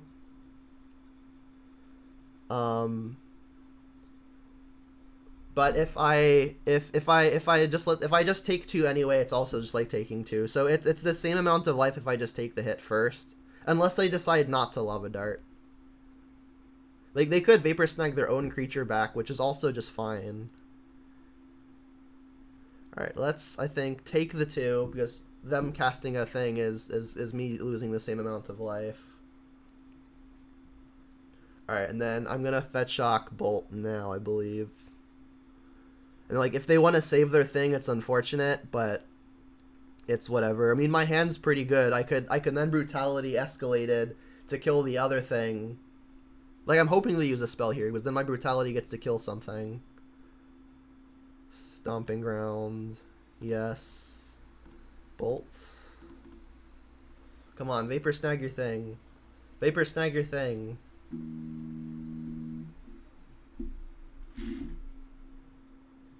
Hello, I'm streaming currently.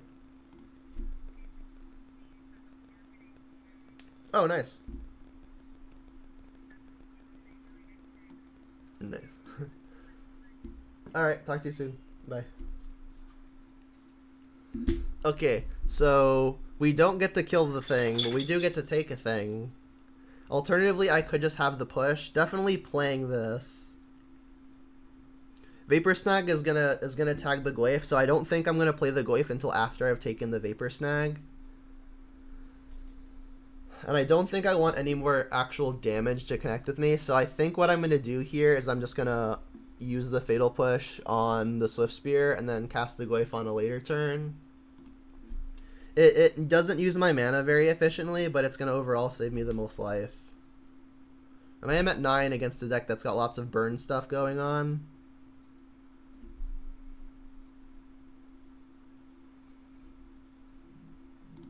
Alright, and again, I'm going to wait and see if they want to make the first move.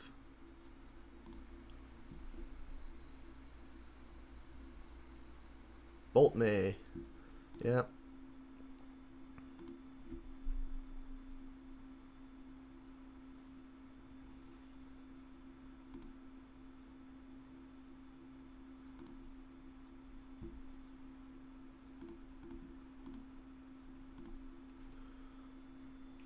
How was Jundin to burn? I like the burn matchup a good deal. Alright, so they've got Vapor Snag, and that's their last card. So now I think I want to escalate the Collective Brutality, gain some life, take the Vapor Snag. And then I'm going to keep the Huntmaster, so I think I'm ditching Pyromancer here. So we'll 2-mode it. That. Let's ditch Pyromancer. Alright, and we've got the opponent on empty.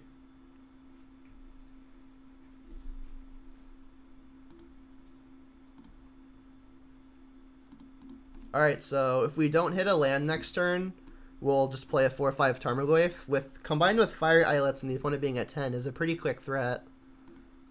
But if we draw a land here, excuse me, I'm just going to Huntmaster. Alright, let's Huntmaster.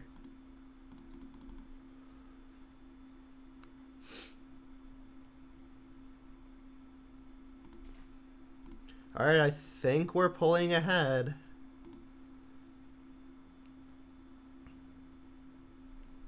They bought him with the Scry, promising. Yeah, Huntmaster has actually been pretty impressive so far.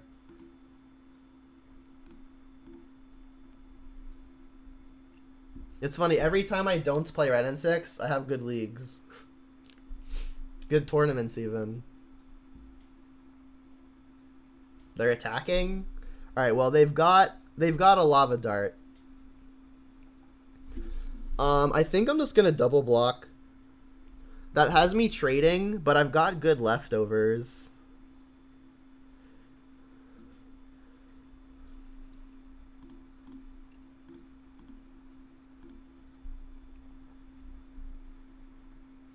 Like if I don't block here and they have like Bolt Lava Dart me and I go back into a burn range, I could lose. And like they've got burn, my Huntmaster is dying anyway. Ooh, Liliana was good. I think I'm just gonna get their thing dead. They can Lava Dart to finish it off, but I think I really just want to keep their board clear. Like I could Goyf here, but then I'm still in a pretty awkward situation where like I can't really block, and I also can't really take the damage. Like, if they draw a Bolt, I'm just really behind again, whereas, like, if I do this and they have one bad draw step, I'm ahead again. Alright, so they've got 2 darts in the yard.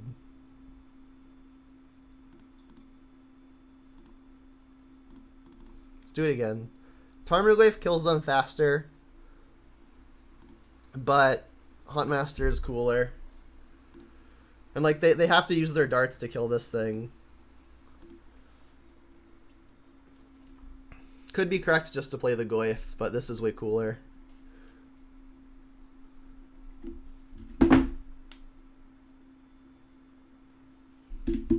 You're 3-0. 3-0. I'm telling you, man. Ren and 6, it's not the sauce. Dark Confidant, that's the sauce.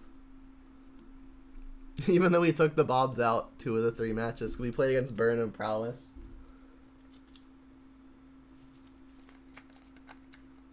Oh, turbo out the Huntmasters with some Spirit Guides. I don't know. I don't know why I haven't thought of that. Seems like a good idea. While we're at it, why don't we just like cut all of the black and just play Blood Moon? All right. Well, I don't think I can keep this. This is better. Yeah, I agree with that, Owen. Alright, we keep. And I think I'm just going to bottom the cave All of my lands are actually good, so let's just bottom the one that comes in tapped and isn't likely to be cycled. Oh, looks like we might be taking our first L.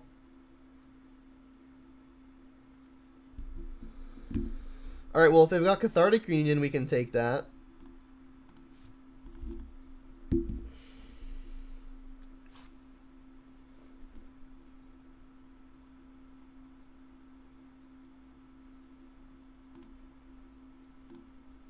Creeping Chill, how lucky. Alright, well, not a very difficult decision.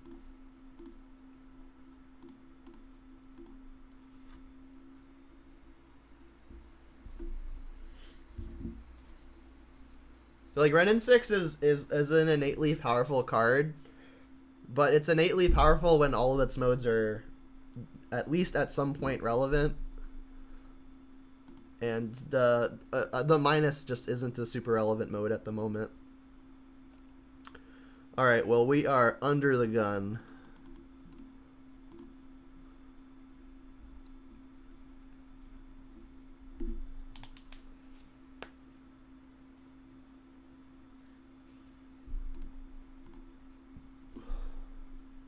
They haven't hit a Dredger yet. Ox is pretty powerful, though.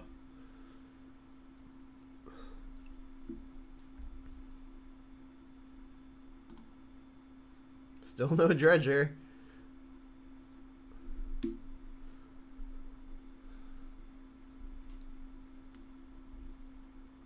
No block.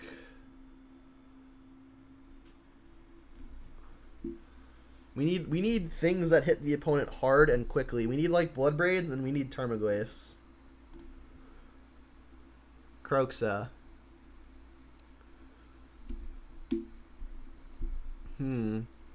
I think I'm gonna Croxa here. Like we know the opponent doesn't actually have a Dredger yet. So the downside of having the opponent discard a Dredger isn't actually existent yet. And I think I want to play the Ravine here because that maximizes my ability to cast Bloodbraid next turn if I find one.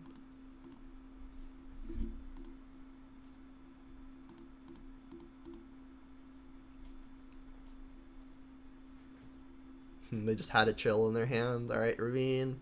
Not blocking with Direct Confidant, so let's attack.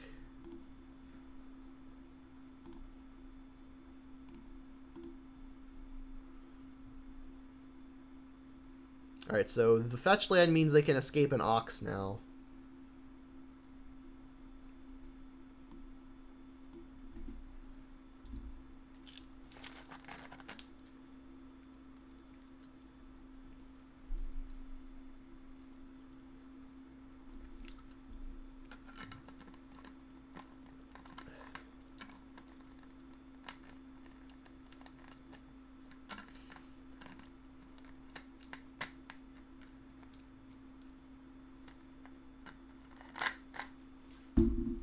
So I can kill the Ox by bolting Bloodghast, edicting with Liliana.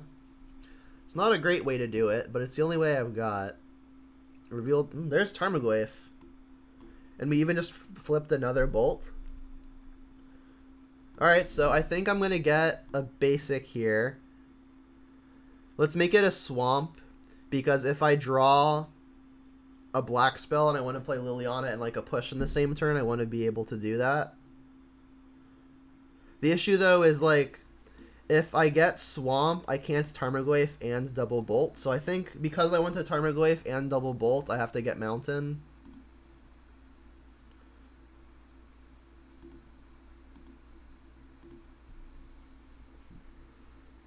And the second bolt is going at the opponent's face.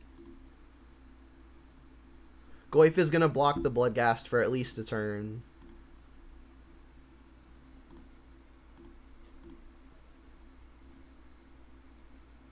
And then if the opponent has another hasty Bloodghast, I may need to just bolt that, because my life total is pretty dwindling. Still don't have a Dredger. They could just have one in their hand drawn off of the Ox.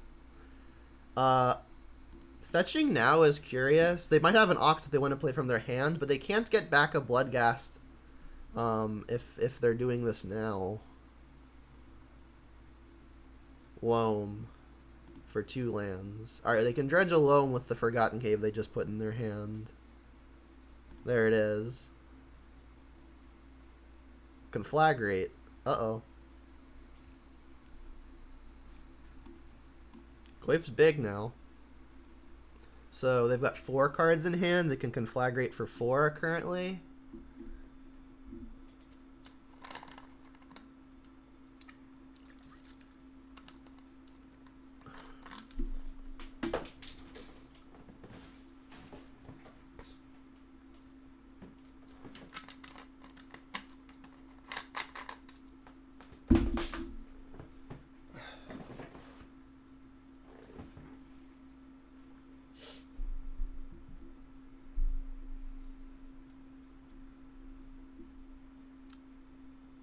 They're killing my Bob. Okay.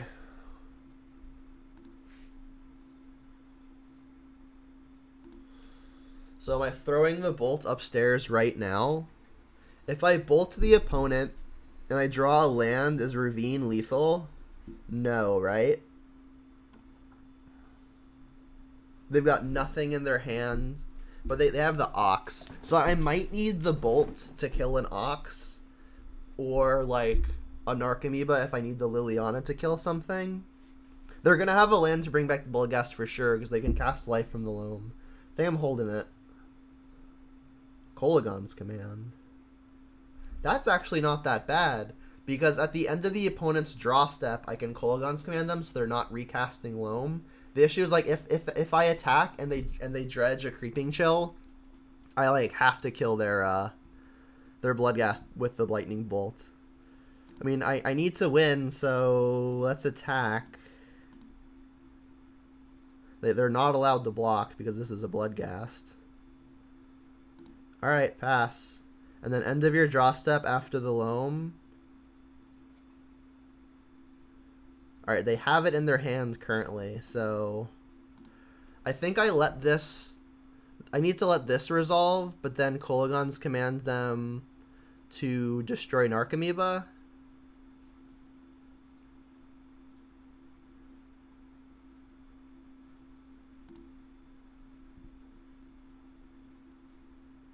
That's going to come in tapped, so that's fine. So target player discards a card, 2 damage to a target. You'll discard 2 to a target.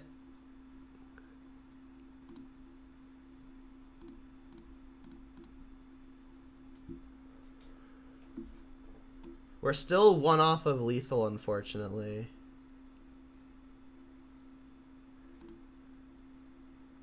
That's going to delay trigger. So if we draw a burn spell, we get to win. They're going to Ox. Yeah, that's true. I can Volt the Ox still. I may want the Bolt for face, though.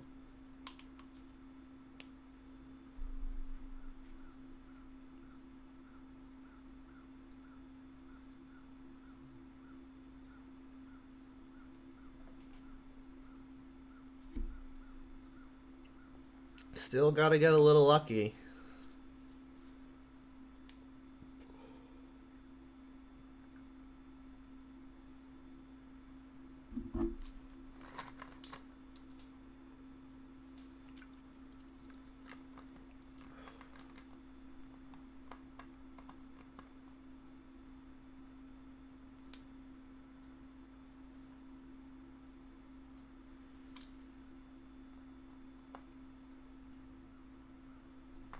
So they're leaving 1 Loam in their yard and hopefully a hasty Bloodghast. Alright, let's see if it pays off.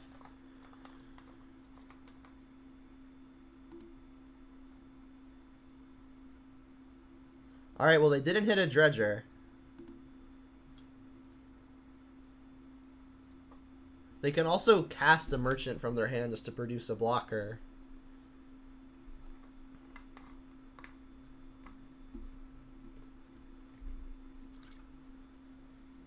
Loam in a cave, yep. So they've got cave to dredge the life from the Loam.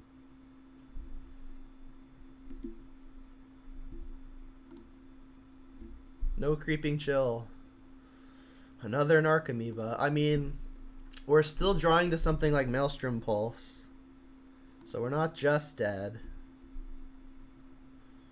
Alright, you get your blood gassed. I mean, Maelstrom Pulse wins us the game, right? Because we can Lightning Bolt the Ox out of the way. We go to 1 off of these attacks. If we can find Pulse to get rid of both Narcomoebas, we win. Oh, there's 3 of these. I missed that.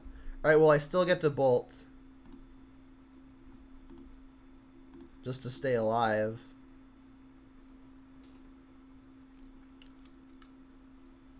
Alright, and now I think we are just dead because I can't kill 3 things.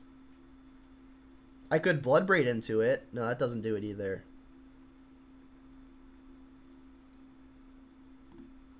Conflagrate for good measure.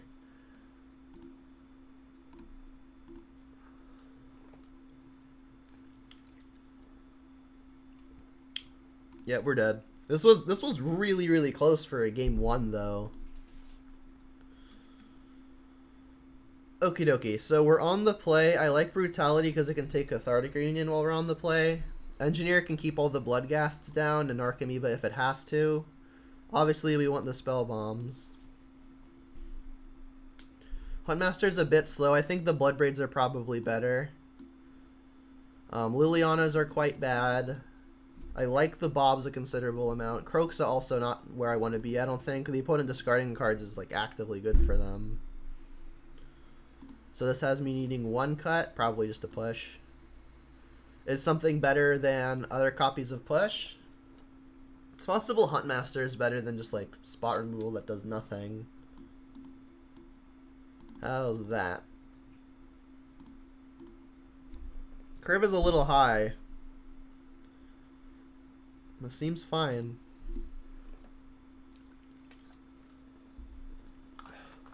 Let's go first. We got 2 Spell Bombs.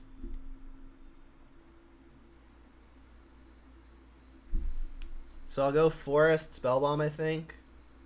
Or maybe I should just Fetch Shock Blood Crypt now, play Spell Bomb, and the next turn I can like Forest, play second Spell Bomb.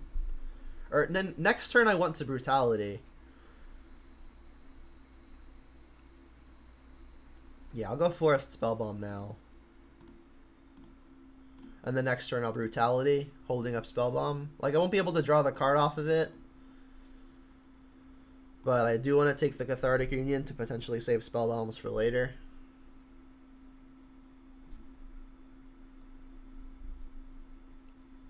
Alright, they didn't have Shriekhorn, so maybe that means their payoff is Cathartic Union. Goyf. Goyf is probably the best draw on the deck. In fact, maybe I just play that, because I do have the Nile Spellbomb to stop a really busted start. And getting a threat down early is really beneficial. So I think it's pretty close, but I'm still hedging towards Brutality, because I think long run, being able to take a collective, a Cathartic Union and having double Spellbomb, it's gonna be pretty difficult to lose from there. Famous last words. So let's hope they have 1 Cathartic Union.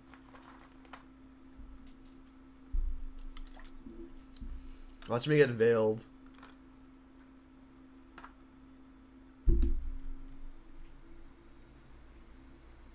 They got 2 Loams. Oh crap. Bummer. Alright, so I'll take that. If for some reason their life from the Loam Dredge is ridiculous, then I do have the Spell Bomb if need be.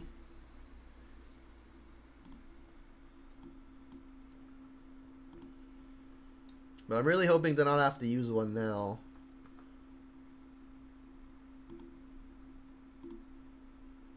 Alright, I don't have to use one now. Good. They didn't even hit another Dredger, which is really huge.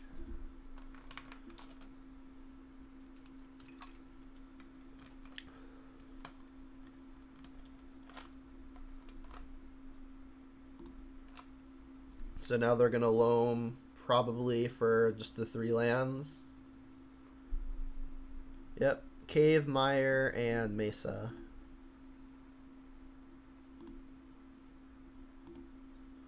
Alright, let's get Tarmogoyf down and hold up Spellbomb.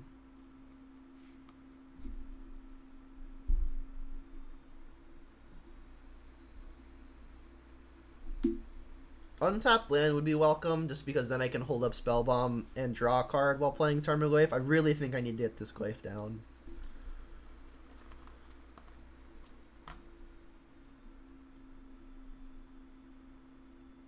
Is Forgotten Cave good with no Ren? It gets worse for sure. I still think having a utility land is good, but playing 23 lands, it's completely possible this should just be any other untapped land. So you could be right in that I shouldn't be playing this, but it's been okay for me so far, even without the Ren. Maybe Nurturing Peeland is better just because that one's untapped at least. Alright, so now I'm going to do the thing that I talked about. I'm going to play the Tarmogoyf and hold up the Nile Spellbomb activation. Withdraw card.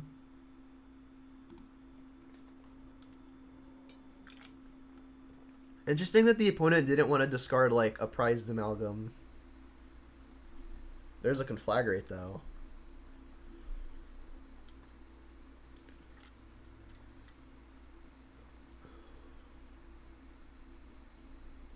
Grudge. Well, that's not going to be very good. After popping Spellbomb, our Glyph will be 3/4 after adding Artifact. Not that much smaller. I mean, I'm going to save this Spellbomb until I really have to crack it. I mean, maybe having Spellbomb in play is the reason why they didn't discard Amalgam. They want to save it for after.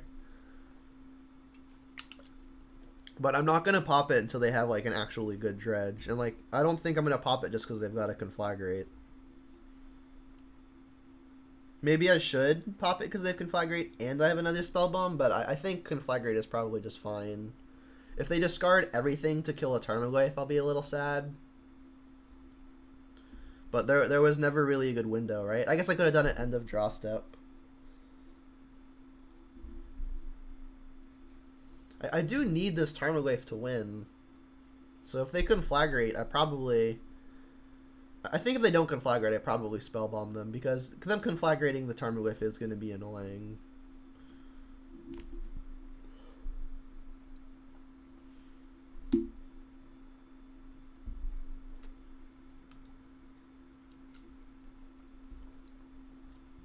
We're doing it now?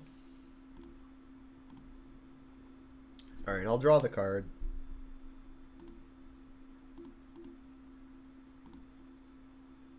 Bob, not bad.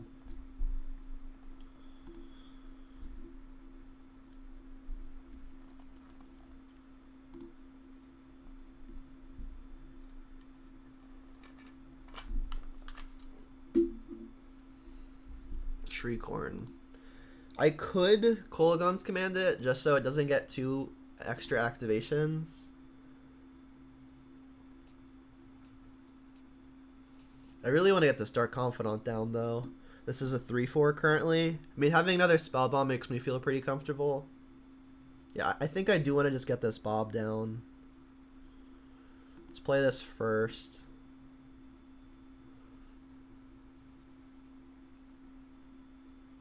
And I want to have access to the card draw. So am I just getting basic Swamp here? It might tie up my mana, because like Forgotten Cave is looking like I'm going to cycle it. And I won't be able to cycle and cast Kolaghan's command, for example. So I don't want to get Swamp if I can avoid it, but then I'll have to fetch Shock, which might just be necessary. So like, do I just cast the Bob here? I think this one has to be Overgrown Tomb though, which isn't red anyway. And then Stomping Ground is awkward because then if I cast Bob, I can't sack and draw a card. So like I need this to be black, but I also kind of want it to be not a basic. I could get the other Blood Crypt. There are 2. Yeah, I think I'm getting other Blood Crypt.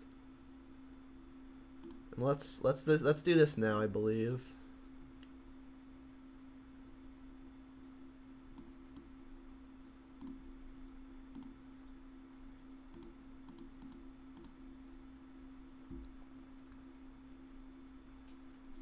Alright, Jim.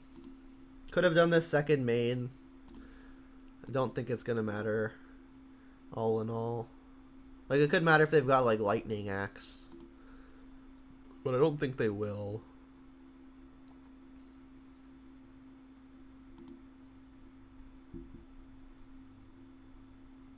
Haggle, yep.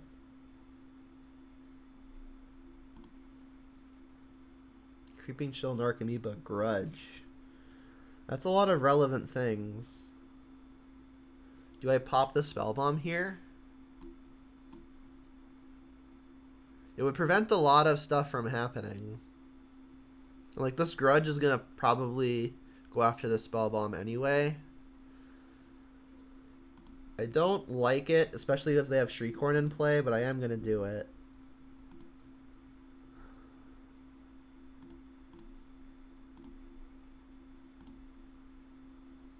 Like, had they not hit 2 other action cards, I think I don't Spell Bomb, but since they hit Grudge and other stuff, it's much rougher.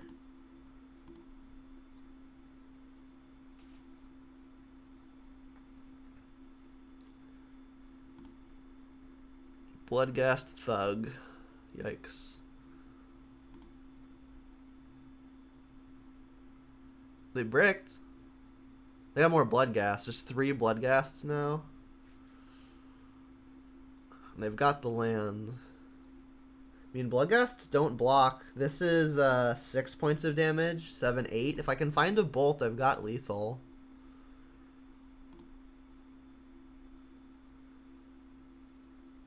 We've got 2 looks at it. There are 3 in the deck.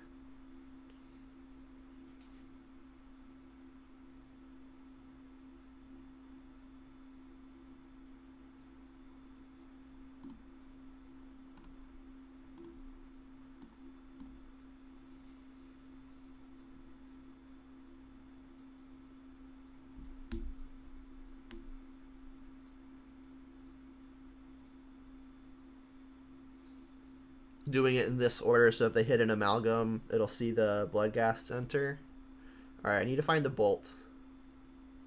Decay and a Goyf.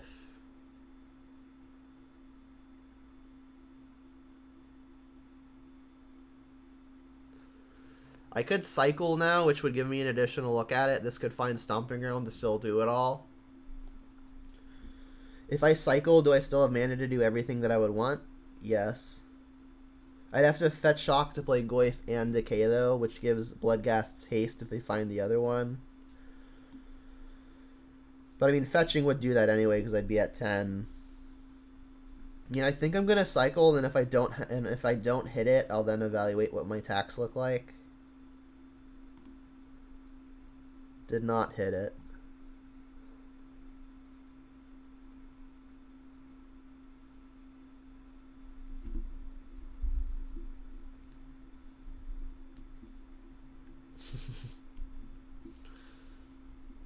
Alright, so if I play Tarmogoyf, attack Tarmogoyf, I can go...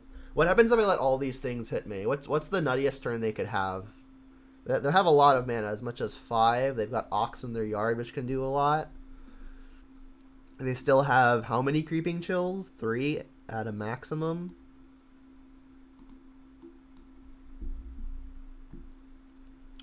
I mean, these Bloodghasts cannot block. So if I attack for 6, put the opponent to 5, play Tarmogoyf, that has them hitting me for 4, which means 2 Creeping Chills would not kill me. I think with the intention of like actually trying to win this game, I'm going to do the attack. I mean, Dark Confidant would then trigger again, but I need to get in there. They don't have Conflagrate in the yard currently. They had it last game. And they had one in their yard already, and we exiled it with the Spell Bomb. Wait. Did I yield through the turn and just mess that up? Oops. I've still got Kolaghan's command, so I'm not, like, completely boned, but I think I passed priority by mistake. They hit a Conflagrate. And a Chill. Alright, Chill, Conflagrate, I think, is the only 2-card combination that, like, just kills me. They could just Conflagrate for 8 and kill me. So it ended up not mattering, but I did pass priority by accident.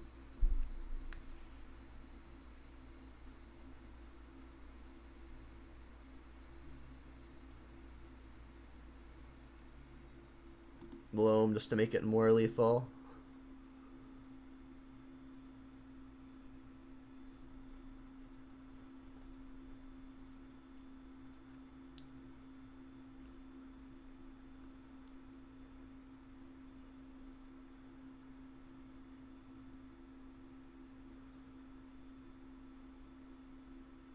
Shoot me for 10. Do it.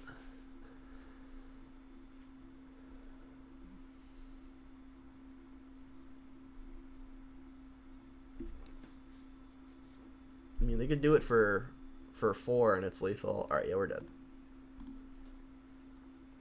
Dredge is one of the worst matchups. Alright, 3-1. Still good.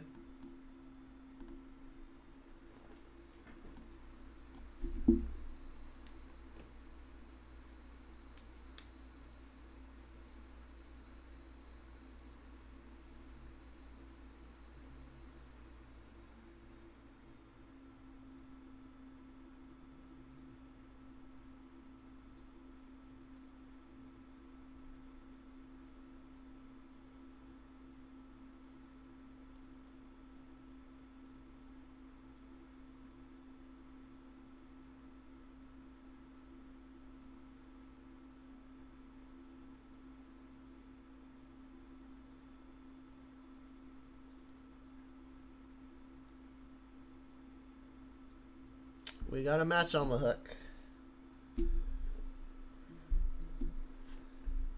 Let's go first. With a keeper. So I think I'm going to go Swamp here.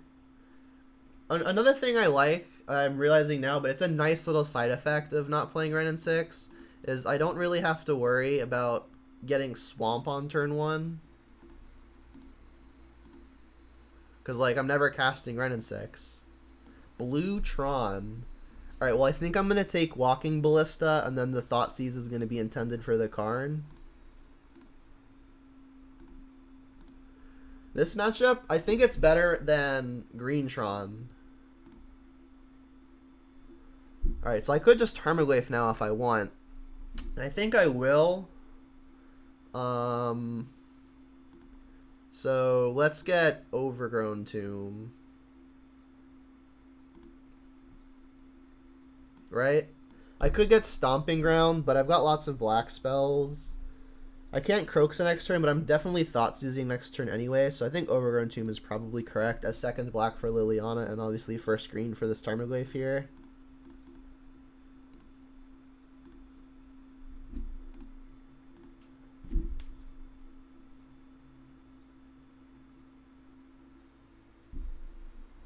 Alright, they go Tron Land Pass. So the tower and the power plant have been played. So now I could... I guess we can Thoughtseize first, and that can help determine if I want to shock for Croaksa here. So they've got the Tron. I have to take the Karn though. So I could just Croaksa here. But I think I really need I'm gonna really need a clock. I think I actually do want a Croaksa here, because if I draw Fetch Land next turn, I can escape the Croaksa. So let's do that. Like, I'm not animating Ravine quite yet anyway.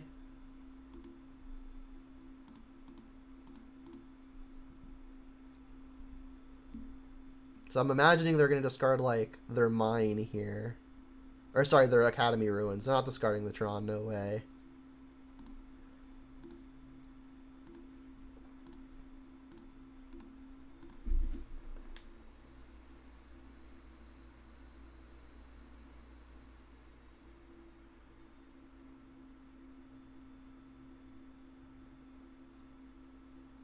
Excuse me. Alright, they played Island, so they've got Repeal available. Alright, we did not draw the fetch. We drew a good one. If they decide to repeal on end step, at least we'll have a threat in play still. If they repeal before damage, I think I'm just gonna replay the Tarmogoyf because it hits harder.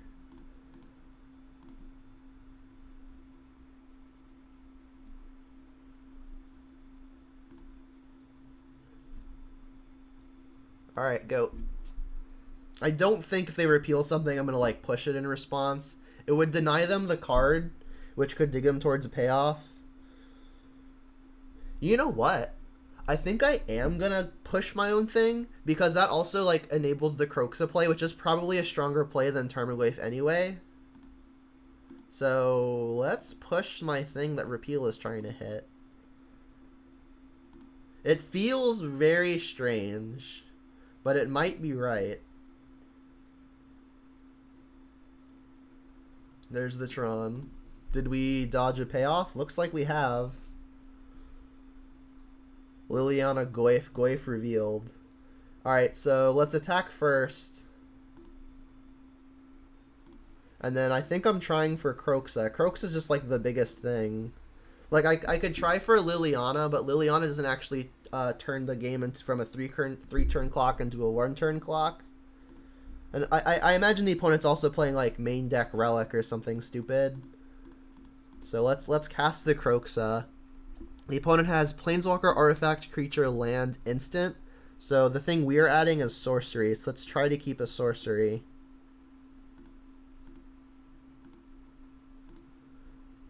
Let's see if this will resolve. It resolved, so we get the trigger off. You like it? I'm glad you like it. They discard a land.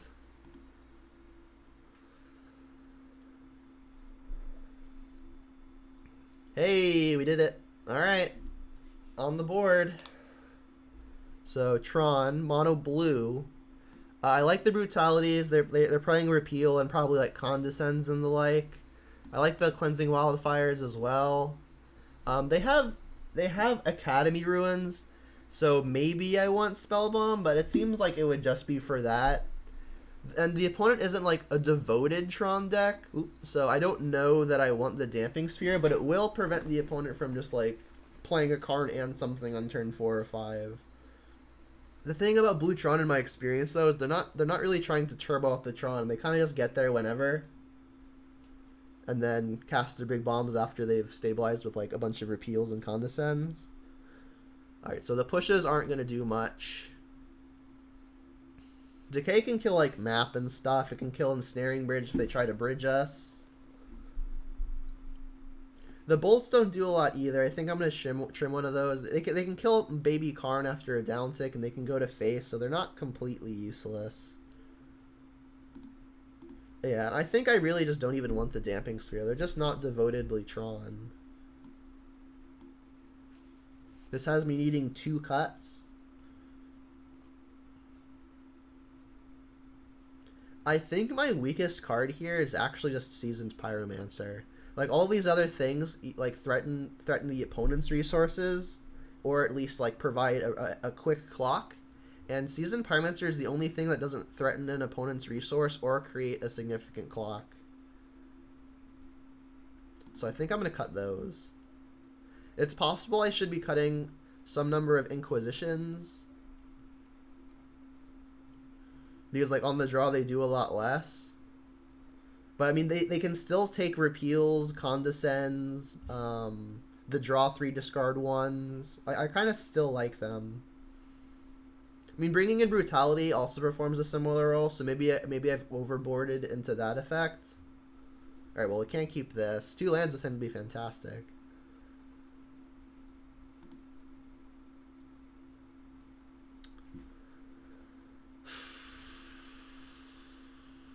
The thing is, if I draw a land, turn 2 Bob is very good.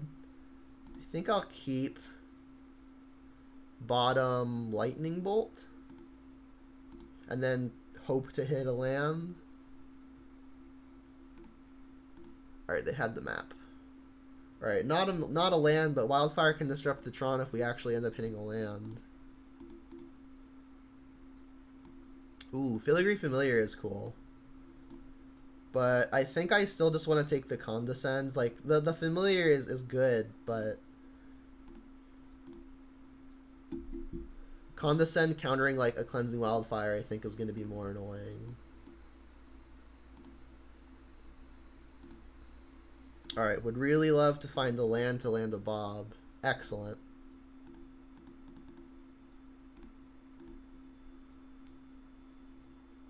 Alright, and then they have 2 power plants, so this isn't actually completing a Tron unless they've drawn the other piece.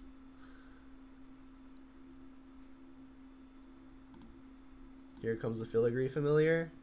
Just another map. Okay, so now they can complete the Tron, but we've got a Wildfire. Alright, can we hit more lands? Not quite. I mean, I still think I'm gonna Wildfire here, because Wildfire could even hit a land. I'll hit the tower. They searched for that one pretty recently.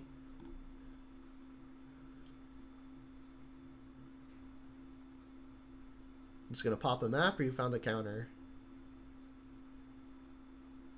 Okay.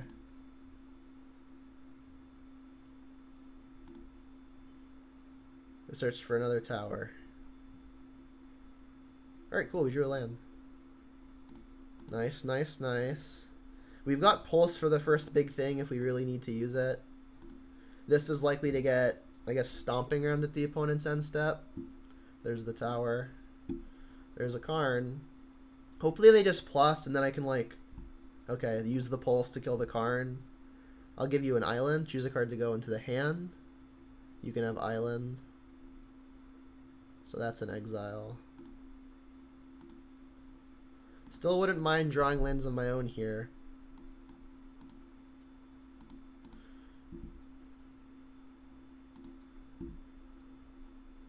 In fact, I want to draw lands. Okay, perfect. This is probably a fine time to just get the Blackleaf Cliffs down, because I already plan on using the Maelstrom Pulse on this Karn. I don't have any more mana to use. Attack for 2. And like we can see here how the Bob is being much better than a Renin 6 would be. Thirst. Yep. Interesting that they're thirsting before completing the Tron. They're just cutting themselves off of some mana, which is a little strange. They discarded Island, played Power Plant. I guess we don't know that they actually have the Tron yet. I guess they just don't. Spatial Contortion. Rude. Mire. Alright, so we could just like Kroxa to really grind the hand. But I think I want to get another Dark Confidant down.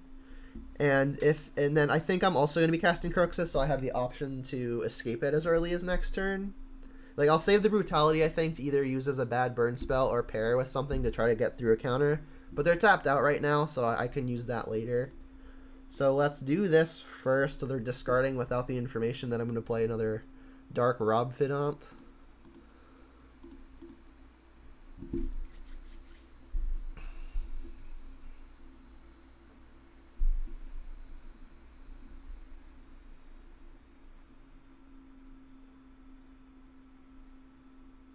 Now they discard the Filigree Familiar.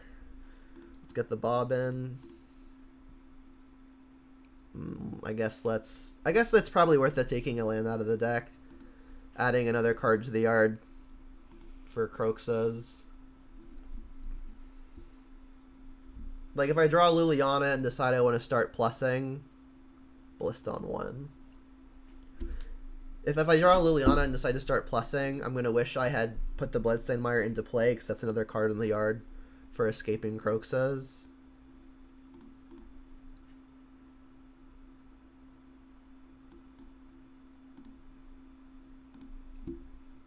Alright, and now, since they're holding up counter magic, I can Brutality first to ensure that Kroxa actually gets to resolve. And they didn't play Ballista for more than 1 when they had the mana to do so. So, like, you got to assume they're holding up an instant that they intend on casting. Do I want to Brutality here, or do I want to Inquisition? I don't think that there are any instants or sorceries that cost more than 3 that I'd care about. So I'm leaning towards Inquisition here, just because then maybe I can use Brutality as a burn spell if I decide I need to do that. So that's Brutality. We still have plenty of mana for Kroxa. It's just remand. Okay. So I think then I'll just use the Brutality to take that.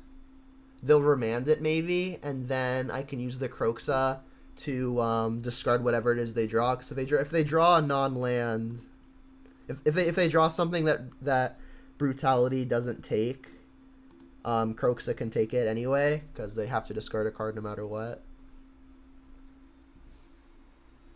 So they should probably remand here. They are. Alright, and then I can Kroxa to have them discard whatever it is they've found.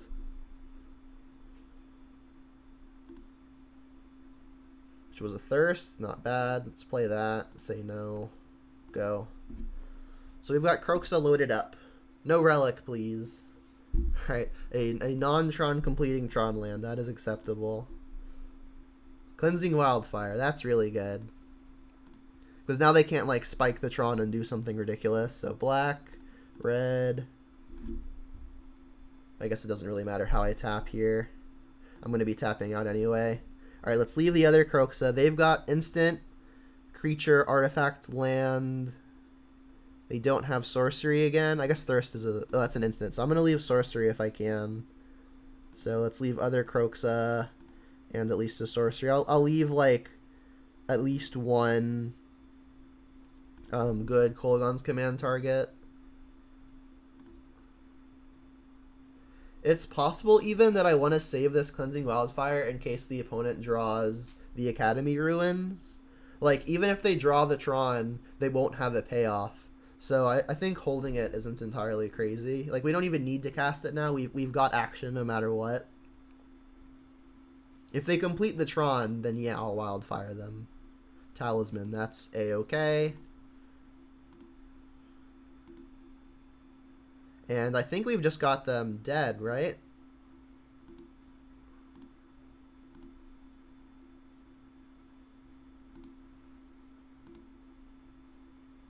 They're at 4.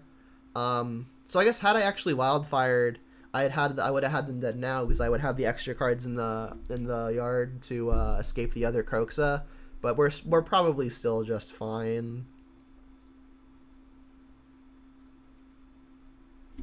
So yeah, I could have had them dead, assuming they have a blink of a draw step. So I guess I'll just pass here, or maybe I should just Liliana, not plus it. Yeah, I'm just gonna Liliana, not plus it. The secret third mode, or I guess fourth mode. Full escalate, still escape. Yeah, I'm a dingus, so I didn't think about it. But yeah, I coulda.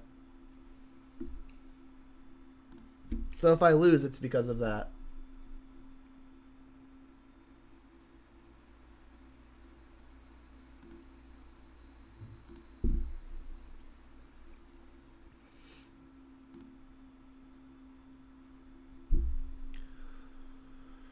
Go to combat? I mean, I guess I can plus first. And I should, right? Like, if the plus resolves, then we'll just win. They drew repeal. Alright, so that's going to resolve. Each player will discard a card. I guess now we just ditch anything and then we Kroxa and Brutality for the win.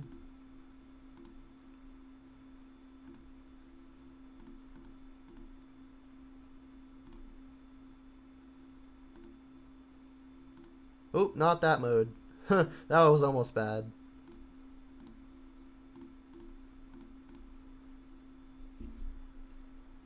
Cool. So we got the 4-1. So let's do a quick deck tech for purposes of this recording. So the experiment here was no copies of Ren and 6. And my reasoning for that was I think Ren and 6 is innately powerful, but I don't think it's always the best thing to be playing, because it's great when both of its first two modes are applicable more than half of the time, I think, but they just really aren't. The -1 to deal 1 damage just doesn't kill a whole lot right now. We would not have been able to kill anything with it in this league had we been playing it. And if the format's really slowing down and becomes a resource oriented game, which I think Modern has the chance to be now that not everything is revolving around Uro. It's really a critical mass of action spells that enable you to pull ahead, and Dark Confidant does an excellent job at drawing action spells instead of lands. Obviously, you can combo the lands You can combo the Ren and 6 with stuff like Peatland and Forgotten Cave to have it net spells, but I'd rather just get my thing down early and not have to invest mana in drawing those extra action cards. Additionally, Dark Confidant just a better attacker. The matchups that Dark Confidant is good in are against things like combo, big mana, and mid-range control matchups where the life total isn't necessarily, or our life total isn't necessarily like a relevant factor in who's going to win the game. And I think the life total aspect is in fact not a factor in who's going to win the game. Obviously, there are the matchups where that isn't true. Things like Burn, things like Prowess, and we played against a couple of those this league. But against Burn and against Prowess, Ren and 6 isn't good either. So it's like either the Ren and 6 / Dark Confidant slot is Bob and it's just better, or it's just still bad. So if it's going to be neutral gain or positive gain, but never negative gain, I think Dark Confidant is just better as far as that slot is concerned at the moment. I'm playing 3 Croxa because in my previous leagues, even with the ones that I used Ren and 6 in, Croxa has just been pretty much overperforming, and it did very, very well this league as well. So I think 3 is a pretty good number. I'm going to continue trying out 3, and just because every time I draw it, I've been very happy to have it. So I think 3 is pretty solid for now. I still like the split of 3 push, 3 bolt. The split on push, having 3 is a consideration of killing opposing Tarmogoyfs, killing things like Death Shadow and Scourge of the Skyclaves as well.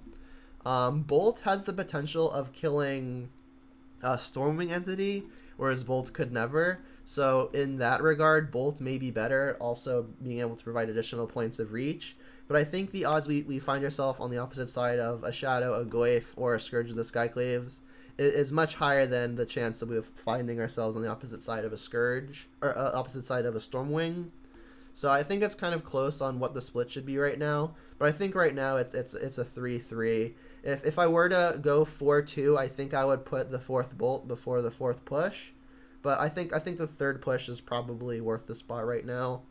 And then with all the aggro going around, trying to get under those mid-range combo and control decks, I think I still only want 2 Thoughtseize as opposed to a 3-3 split. Thoughtseize is significantly worse than Inquisition against those aggro decks, so I still think a 4-2 split is probably fine. 23 lands I still think is probably okay. Obviously, the cycle lands get worse when you're not playing Ren and 6. So maybe Forgotten Cave should be another untapped land like a Nurturing Peatland, which I could definitely see. But I really haven't had an issue hitting my land drops. Like, Ren and 6 is good at recurring fetch lands, obviously, but Dark Confidant performs a similar role in just drawing raw cards, and usually when you're drawing 2 cards a turn, more often than not, you're going to find your lands on time. The Seasoned Pyromancers, I think, were the least impressive cards in the deck, but that said, they were still completely manageable. The Lilianas were excellent, as were the Kolaghan's commands. We saw the Pulse be relevant versus Lingering Souls. The opponent was able to kill their own Lingering Soul that the Pulse was targeting, but it still opened up a pretty good attack. So I think the Pulse is fine right now, especially if people start playing the various Stoneblade decks where you need to have answers to things like Batterskull. Kolaghan's command does that as well, but Pulse will hit a wider range of stuff more reliably, so a 2-1 split there is probably fine. But I can see even going up on Kolaghan's command, maybe not swapping out the Pulse, but I think Kolaghan's command is particularly well positioned right now that all of the Fatal Push decks are falling back into favor and all of the Path to Exile decks are falling away. And then Bloodbraid has obviously been just really excellent. One of the best reasons to splash red or green in Jund decks, whether you're favoring red or favoring green, whichever other color is your splash. Bloodbraid is one of the better reasons to do the splash. And the Huntmasters in the sideboard were actually very good. We brought them in versus Burn. Didn't see them versus Burn. We brought them also in versus one mid-range deck that we played against. The Stoneblade deck, where we ended up seeing both of them, and they were both good. And we also saw them versus one other opponent where we also saw them be good. Our one loss was to Dredge. I did mention before the league began that Spellbomb is the only graveyard hate that I have put in the 75. That was a conscious decision. I'm aware I'm a little graveyard hate light at the moment. But I mean, Spellbomb also does very excellent versus stuff like mid-range decks. When they've got any amount of coincidental graveyard value, like we brought them in versus the Mardu Stoneblade opponent, because we could hit Lingering Souls, we could hit Seasoned Pyromancers, we could hit Smiting Helixes. So the Spellbombs are probably really good for those matchups, and they're obviously excellent versus things like Dredge. That said, we had 2 Spellbombs versus our Dredge opponent, and it wasn't good enough. That might have been a factor of the opponent was able to hit their Ancient Grudges, and they forced us to pop them at untimely moments. So obviously I'm not going to not board in the Spell Bombs, but that might not be enough if I expect a Dredge to be popping up more often. The Brutalities were quite good. We played against Hyper Aggro decks at least twice, and we played against a blue control deck where I liked the Brutality, so they were fairly excellent. And then as far as the land hate is concerned, the Cleansing Wildfires were average to above average, and I don't think I actually brought in the Damping Spheres. They are awkward in that when we're drawing so many spells with Bobs and we're trying to hit our Blood Braids, they do kind of nombo, but I still think it might be worth it to play the Spheres, because in the matchups where they're good, they're very often crippling the opponent more than they're crippling us. So I think they're worth further testing, but not convinced. Like even last league, not the one we just completed, we saw that it made us stumble fairly heavily. We still ended up winning that game because it crippled the opponent more than it crippled us, but it was annoying. So that's going to be it for this league. If you like content like this, you should definitely follow me on Twitch, turn the notifications on so when I go online you can watch me live. And if you don't have the time to do that, you can definitely just watch everything on my YouTube channel. And all of the links to my various social media are right here below my head. So that's going to be it for me for right now. I'm going to go end the recording, but I'm going to stay online for everyone watching live. So that's going to be for the recording, though. So for everyone watching on YouTube, thanks for stopping by. And until next time, Jund them out.